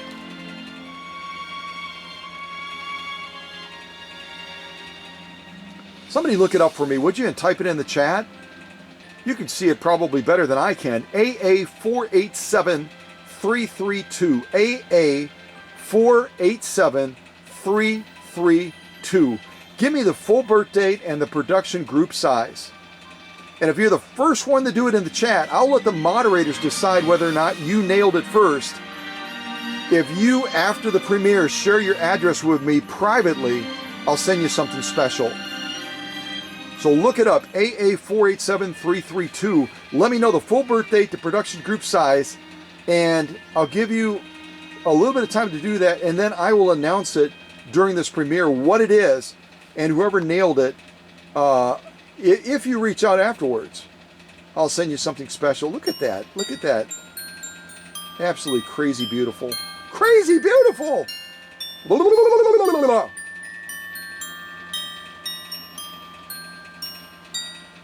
I've actually got a barbell bobbin in there right now.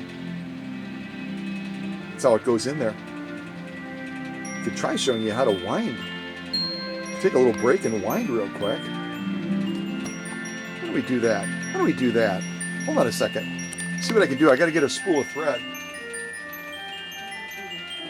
Give us some figgy pudding.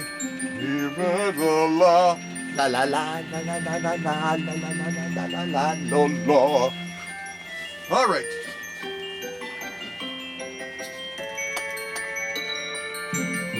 Beautiful sew off. Holy mackerel. I'm going to put that underneath. Sometimes when we release that clutch, there might be a little bit of movement of that needle, and I'm going to put that underneath there just to keep it from creating a problem. This goes over here temporarily. I'll have to take that off temporarily. Okay, so if you're winding a long barbell bobbin like this, same way, put your spool of thread there, go through the same thread guide, come across here, through that little groove, and you're going to come through the prong, and I'm going to cheat a little bit and give this a little bit of a start.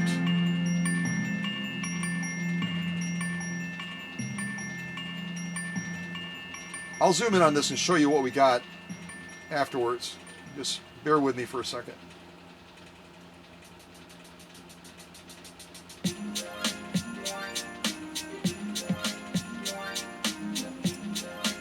There we go. I think I got it. All right, I'll zoom in and show you what we have. You can kind of see what the setup is. And I've already taken the clutch factor out. But again, the needle might move a little bit, especially as much gunk was on here. So to set this up to wind a barbell bobbin, come off the top, over to here, to that thread guide right there. You then come across the front of the machine,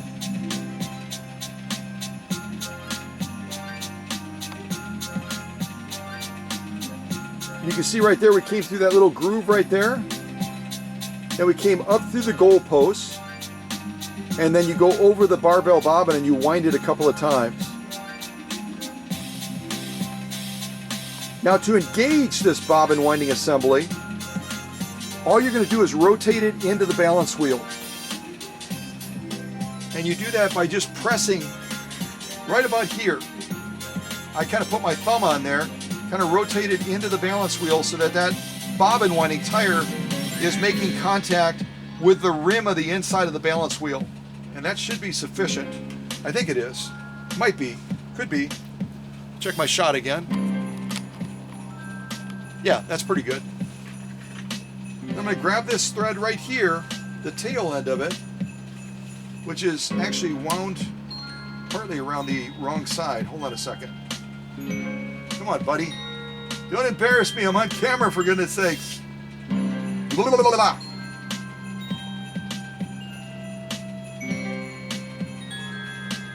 All right, I'm going to get my tweezers.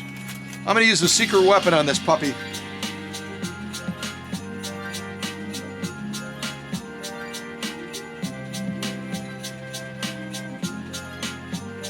Ah-ha-ha! You cannot defeat me. You probably could, but please don't do it on camera. Be nice. So I'm going to hold this a little bit, try to get us started.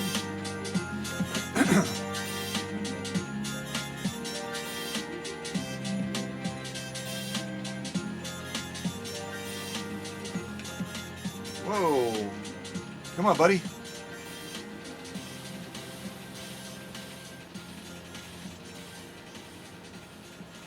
We're almost there. We're almost there. We're almost succeeding.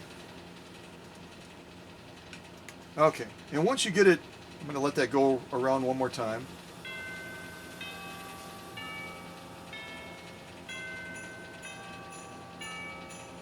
This is perfect music for winding a bobbin.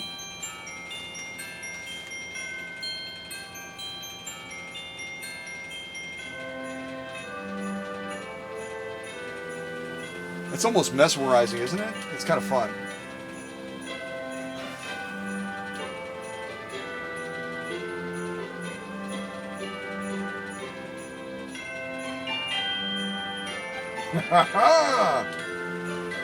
All right, I'm going to speed it up just a little bit. We're not going to do the whole thing. I'm just doing this for fun.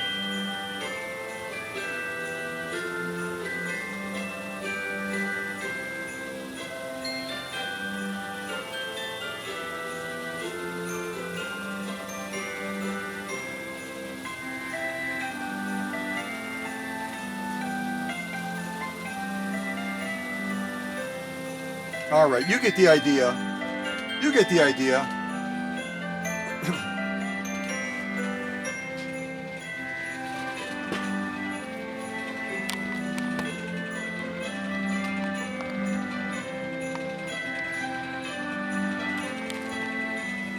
So once you've wound the bobbin, the long bobbin, you can see a little bit of that thread kind of came off the edge there, but that's okay. We're only doing this for illustration purposes. What I usually do is I clip the thread on the top, kind of take this out, get this spool off, get our regular spool back on.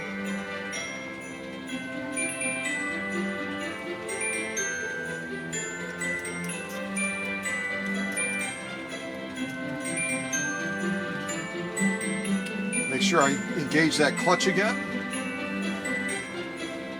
And then you just pull this section right here has a spring in it. You just pull this out to release that long bobbin. Yeah, I had a little bit of a goof up on the end.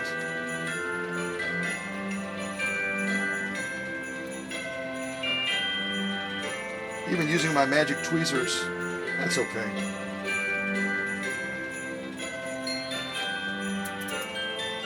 Well, you get the idea, and you'll probably do a better job than I will in winding this.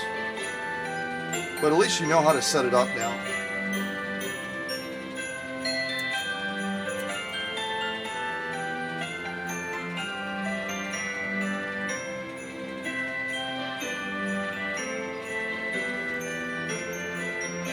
So that was the winding of a long bobbin.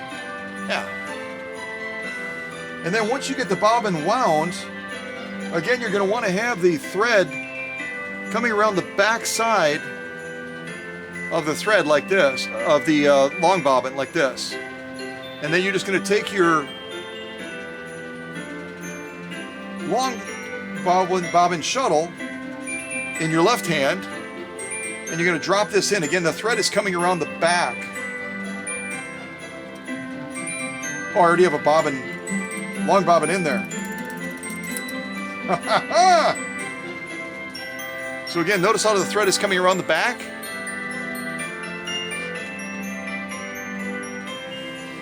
We drop it in. Bring that thread into the track. See that little track right there? Bring it down. Hold the top of it with your finger, the top of the barbell bobbin. Bring it straight down. And then bring it straight back up. And then it'll come underneath that spring band in the middle. You see that?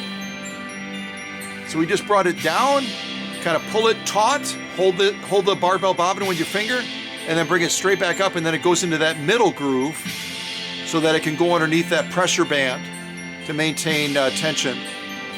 And then you just insert it into your the carriage just like this. The shoe of it's going to be to the left, and then that screw that you use to adjust the tension is going to be right on top when you set it in, okay? Yeah. There you go. Boom, boom, boom, boom, boom, boom, boom. So hopefully that's helpful. Someone the last time, I think when I did the Model 27 that was going to Texas, asked if I could demonstrate that. So I just did. And apart from when I had it in here, part of that thread kind of snuck over the top of there. I tried to grab it with the tweezers, but I apparently didn't get it all the way. And we had a little bit of a wind over on the outside. You want to keep it all within the confines of the barbell bobbin, obviously. Kind of common sense, but when you're on camera, anything's possible. Yeah. Oh, I got to remember to set this to the side because this is actually my vibrating shuttle. This is mine. It's not Rodger's and Sandy's. I don't want to give them an extra one.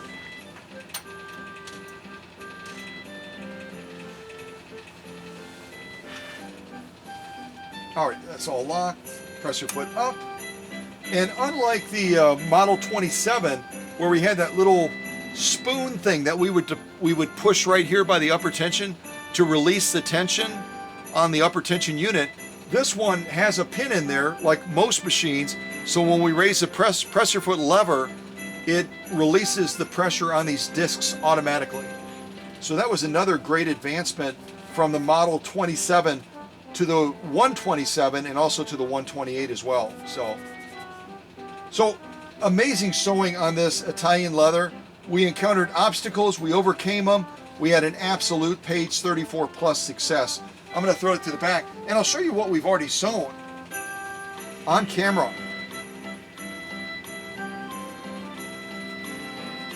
This is our sew-off sandwich already.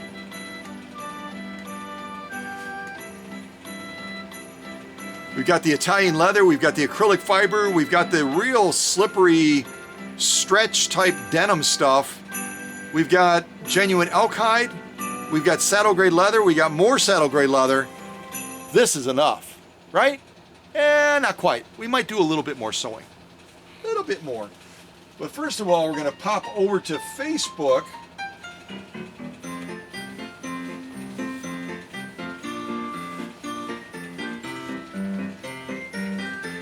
Bump. Come on, you guys, bump with me. Oh, you know what we forgot to do? Aha! We forgot to disengage this, which is simply putting your pressure finger right here, rotating it away.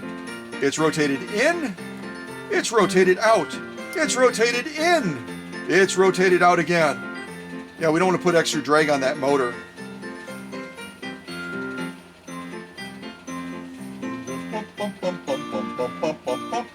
All right, when we come back to this machine, let's go on the light side, 100% cotton. And I'll get it set up already for this. Oh, jingle bells, jingle all the way.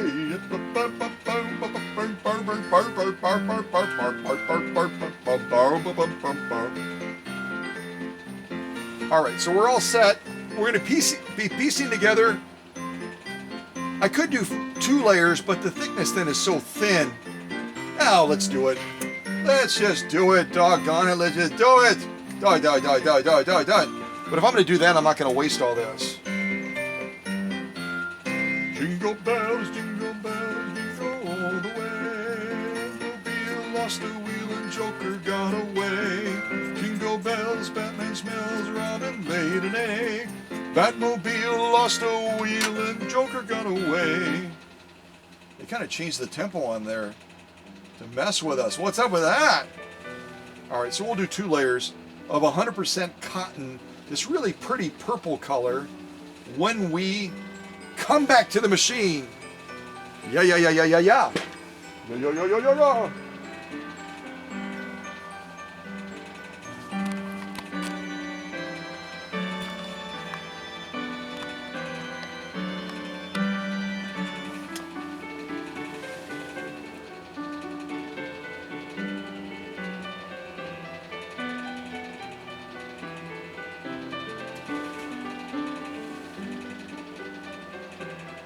So again, what we're looking at right there is the inside part of the foot controller. That is the electrical field right there where all of that electricity is surging through or trying to surge through. in heading towards the motor. And right now it is so junked up in there that it's amazing that that thing did not catch fire. It's amazing it didn't catch fire. It's oil soaked, it's crudded up, it's just, blah, it's awful. But through many, many steps, I'm gonna make that right. I'm gonna make it right. Yeah, let's make it right. We do that right now, let's make it right. Yeah. All right. Oh, I gotta shut off the lights again, daggone it. Gumdrops. I'm sorry, I said gumdrops.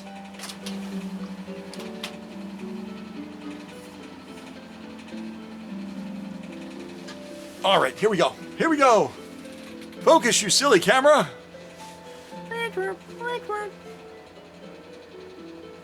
It's still out of focus.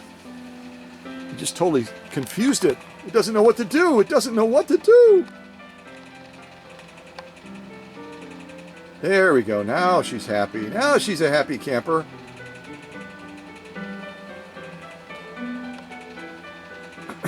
All right. I just hope I don't mess it up again when I walk in front of it. All right. I'll go underneath it.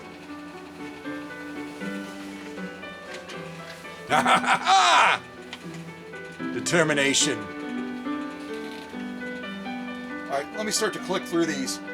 Dirt is dirt, grease is grease, oil is oil. It's a mess. Part of the motor, which also had to be rewired. And receive a major, major deep cleaning. Those are the stacked lamentations, which are part of the electrical field that ties into the stator, or the stators, plural. And when it has all that gunk on there, it's really, really prone to overheat. Already starting to break that down. Now those stacked lamentations of this side are able to breathe again. Look at that side over there. It's just filthy. It's just junked up. It's awful. Oh, hold on, hold on.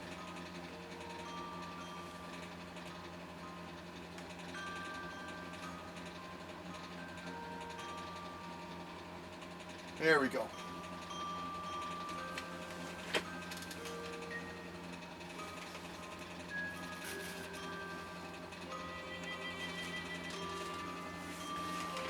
So starting to target the motor now. The motor is, as our friends over in Europe commonly refer to it, it's the engine of the sewing machine. It's the engine. And right now this engine has not had an oil change, or maybe it has had an oil change, which you don't want to use oil on a motor, but it hasn't been deep cleaned or anything since its inception. I mean, going all the way back into the 30s is where this motor is from. The machine is actually older than the motor, but it's absolutely junked up. Again, those are the stacked lamentations. They are just filthy. Now we're starting to look at a motor that's starting to come together again.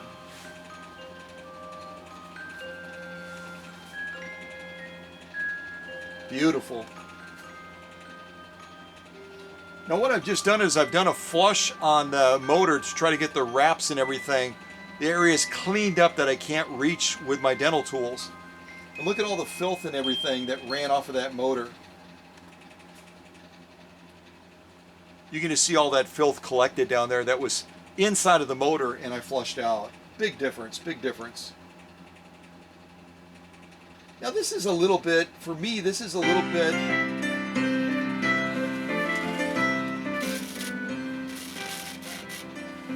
I'm not going to read that. I'll let you read it. But I saw another friend of mine on Facebook post this, and I thought it was just fun. It kind of had that cow country grit of what a cow country girl looks like. Any of you ladies in the audience that are part of my flock of cow country friends that follow my work, you are tough ladies. Don't let anyone ever second guess you on that. And what was written on this particular picture kind of depicts the grittiness, the toughness, the Brooklyn style of the ladies that are part of this cow country inner circle. Yeah, it is. Yeah. You can read it.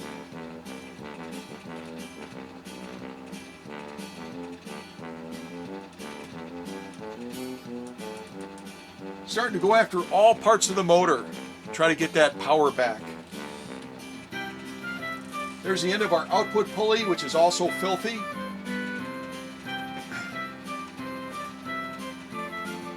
A lot of wiring issues there. Bare wires as well at those solder points that I had to resolve as well.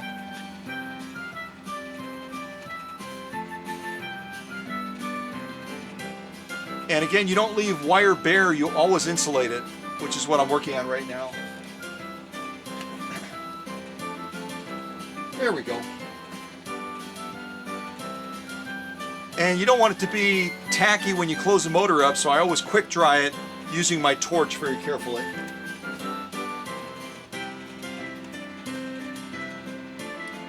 Now we're lubing that clean motor, give it nice lubrication using my special pink grease. There's 2 oiling points on this motor on either side. Never, ever, ever, ever, ever, ever put sewing machine oil in those ports. You only use a Singer approved grease or something better, like my pink grease. And when you force that clean grease into the motor ports, it oozes out with the old stuff that was crystallized and dried down at the end of those ports. It basically forces it out. That's part of what you're seeing right there.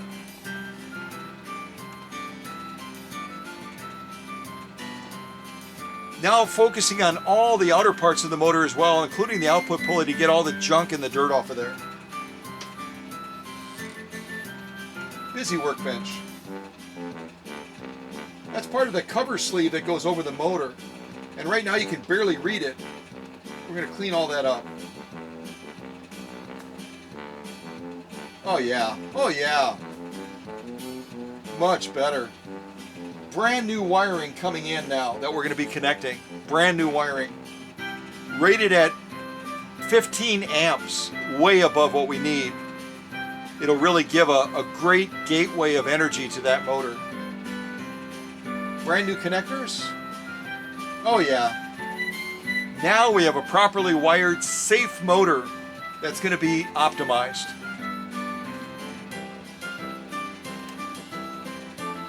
Holy mackerel! That's a busy workbench!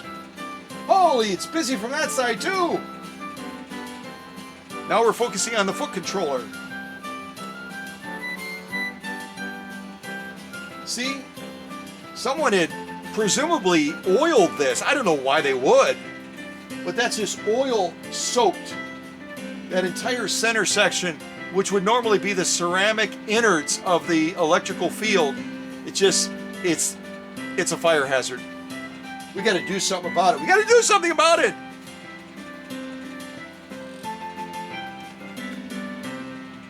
Oh my gosh. Can you see that in the shot? That is a fire waiting to happen. I'm so glad that Rodger and Sandy Keller, with a K, brought this machine in. This could have either hurt them by catching fire and then sending that surge back to the motor. It could have been a disaster. It could have been a disaster. And if they left the machine in, you never want to leave a sewing machine plugged in. But if they had left it plugged in, it could have burned their house down. So glad we caught this.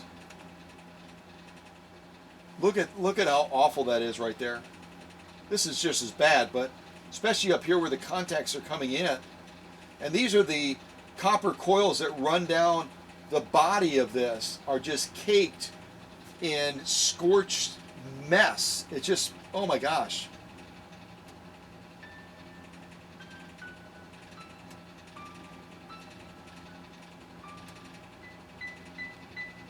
Time for a bath. It's not even Saturday, and it's time for a bath. Starting to break that down. Look at already here, all of that we've uncovered. Here as well, you're starting to see those copper contacts starting to pop back through again. Look over here in particular. That's the way it's starting to be and the way it should be. Really starting to get that stuff cleaned up. Now we're looking at the back, which is a disaster. Also cleaning this out as well. This is all metal in here. And that all has to be cleaned as well. Plus we have to refoot this as well so that that electrical field is suspended away from the casing so that there's no possibility of electric leaping off and shocking the customer through the metal casing. Brand new wiring to the foot controller as well. Now we're starting to get something we can work with. That's looking a lot better. That's the motor there. Carefully, carefully, carefully. Stack lamentations are very delicate. If you try to clean them, you got to clean them very gently, or you can punch a hole right through them. And that's actually a hole that's supposed to be there right there. That's where that metal sleeve that slides over it that has the nomenclature plate on it screws into. That's actually threaded right there. There we go. A little bit of a peek through. I think we may have gone full circle.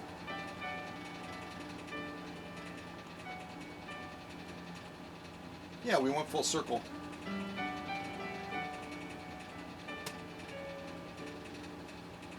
So I'll continue with the wiring process, wiring this foot controller now, which is a little bit tricky because you have to take the entire center out because the wiring goes on the bottom of it towards the top of the foot controller. It's a little tricky. Oh, that's a pretty shot. So what that is right there is, you know, the memorial fence that honors veterans, right? That runs along the Oconto River.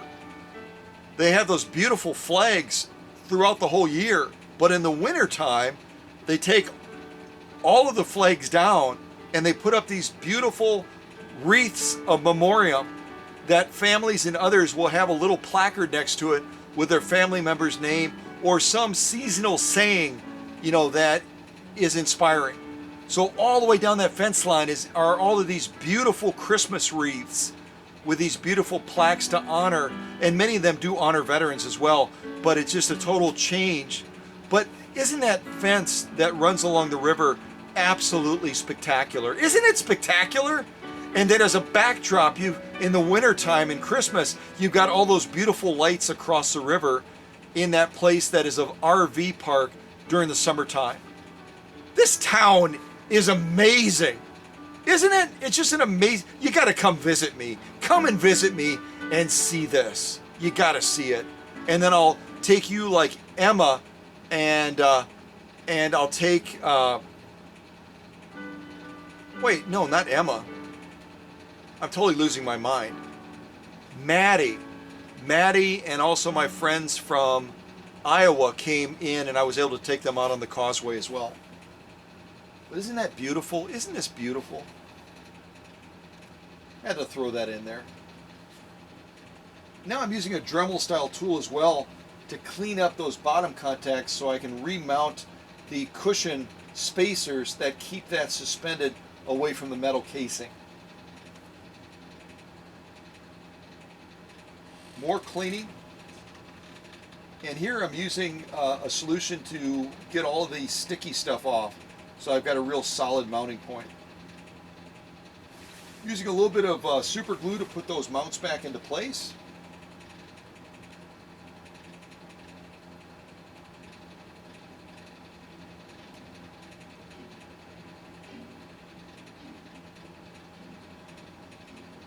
Making sure those holes are lined up, because eventually we're going to have to screw bolts back through these cushion points to put this foot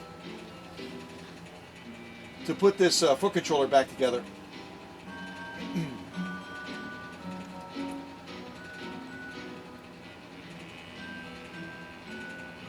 Getting that center piece back into place again, that all the electricity is going to be running through.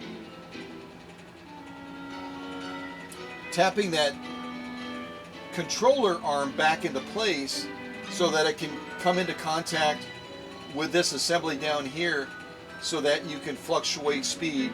This basically comes down, goes into a junction right here on the inner core of the foot controller, and then it allows that to change the field of electricity. Sealing those off as well, getting that ventilation cover nice and clean. Continuing the process, checking electricity. Much stronger response now with that brand new wiring.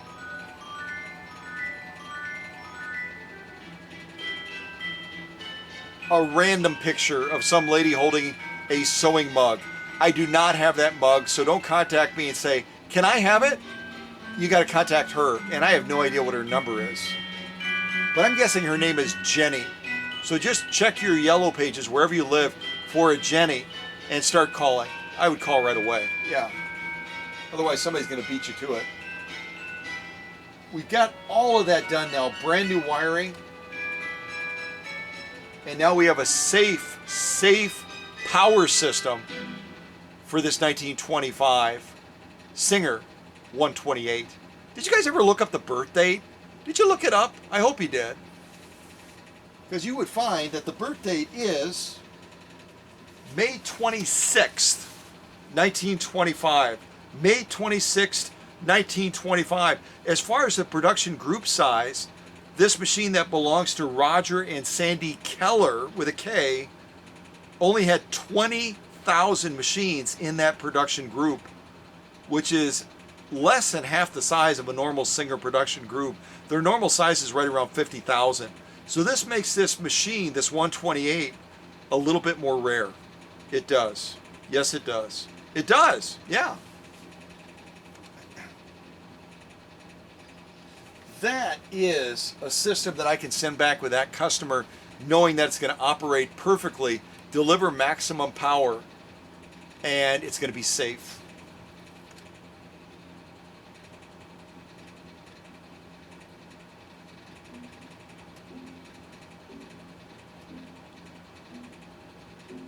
Nice.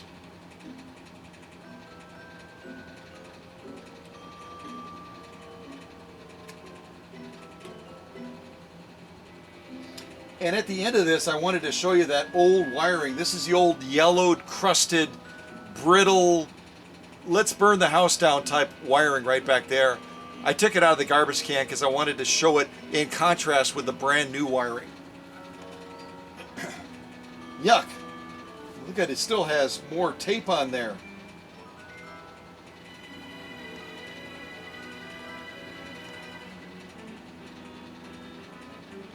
And I think we're about full circle.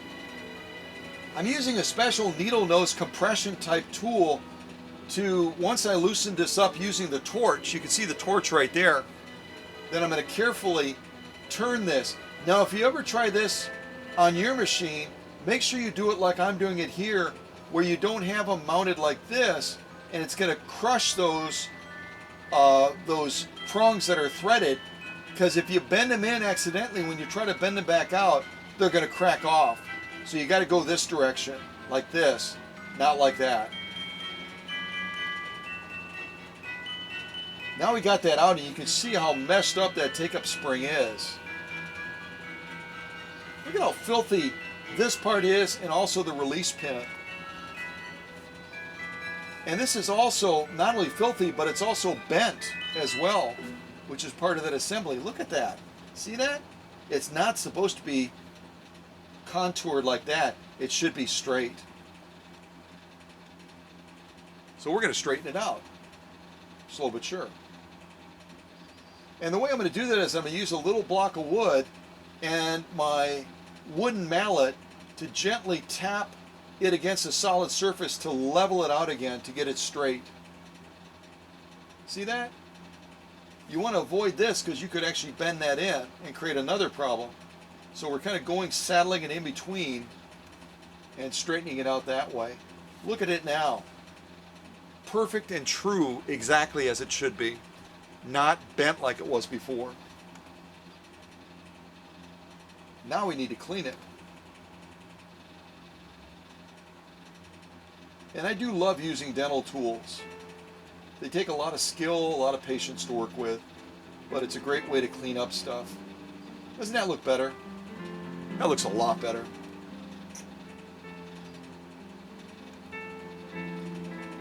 There's the other side of it, which is still filthy. Not anymore. We're getting all that stuff off of there. Upper tension is so essential in generating those beautiful lock stitches. We've got to give it every advantage to succeed. This as well is an essential part of that assembly, and it's still filthy. Ah, there, now we're starting to get it right. And we're also adding lubrication where lubrication should be, so that that release pin can move in and out freely as you raise that presser foot lever. Getting all of that cleaned up properly.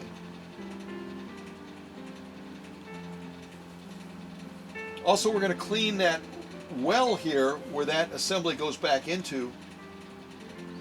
And I'm going to be using my quasi Dremel tool to do that with. See that? Perfect fit. But then we have to swab it out to get all the debris that broke loose with that brush out of there. There we go. Now we're getting a nice surface to work with, and now we can mount that plate that we straightened out that was bent back into place. There goes our next pieces going in. And now we went full circle. Yeah.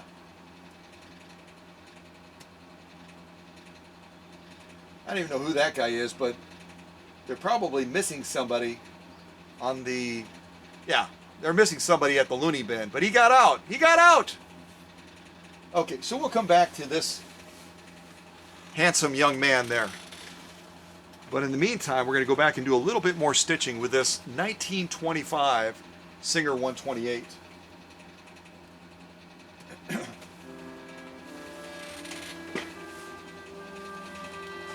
Get our lights back on.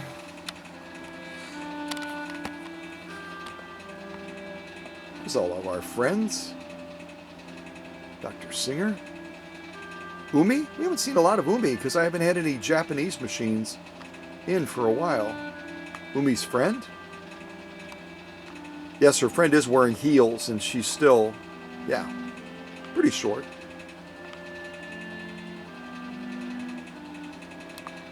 Yeah, it's a shame that that decal is completely gone, but oh well, it is. Alright, now we're going to be sewing 100% cotton, piecing 2 layers of it together, much like our quilters would do. Let's do this.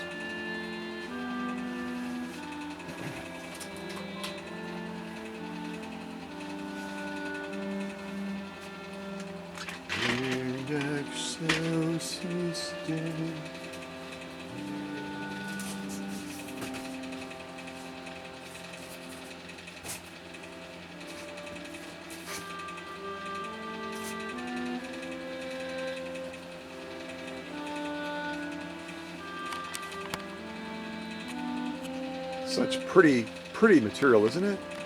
So 100% cotton, piecing 2 layers together. And hopefully I don't have that presser foot pressure up too. Said it in other premieres. As long as we know what to do, then we can overcome any issue at all. Well, with that, because I have a customer arriving in a matter of, actually they're running a little bit late, thank goodness. But during this premiere, we had the opportunity to sew everything from this light cotton, and we delivered big time on the lock stitch, but we still have to make more adjustments to get that top stitch the way we want it.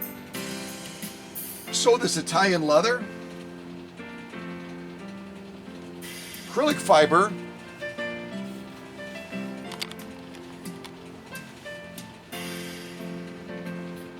this tricky denim that has a lot of nylon in it, genuine elk hide, 2 layers of saddle grade leather, and sewing in a circle with this saddle grade leather as well. Not the biggest sew off sandwich we've ever done, but I think we've adequately tested this machine, and I'm going to make a couple more adjustments once the premiere ends with getting that tension for cotton spot on. But I hope all of you are getting ready for the holidays. I'm going to set that right on the bed there.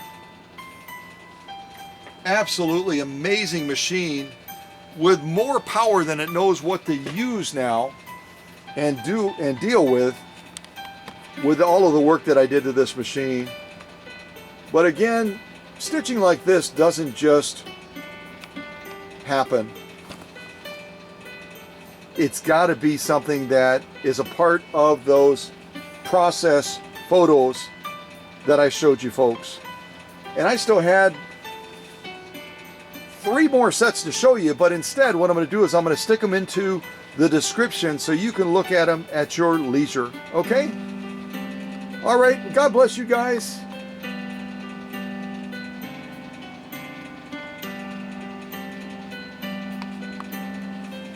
And take care. And thank you to Rodger and Sandy for the opportunity of having this great machine in the workshop. God bless.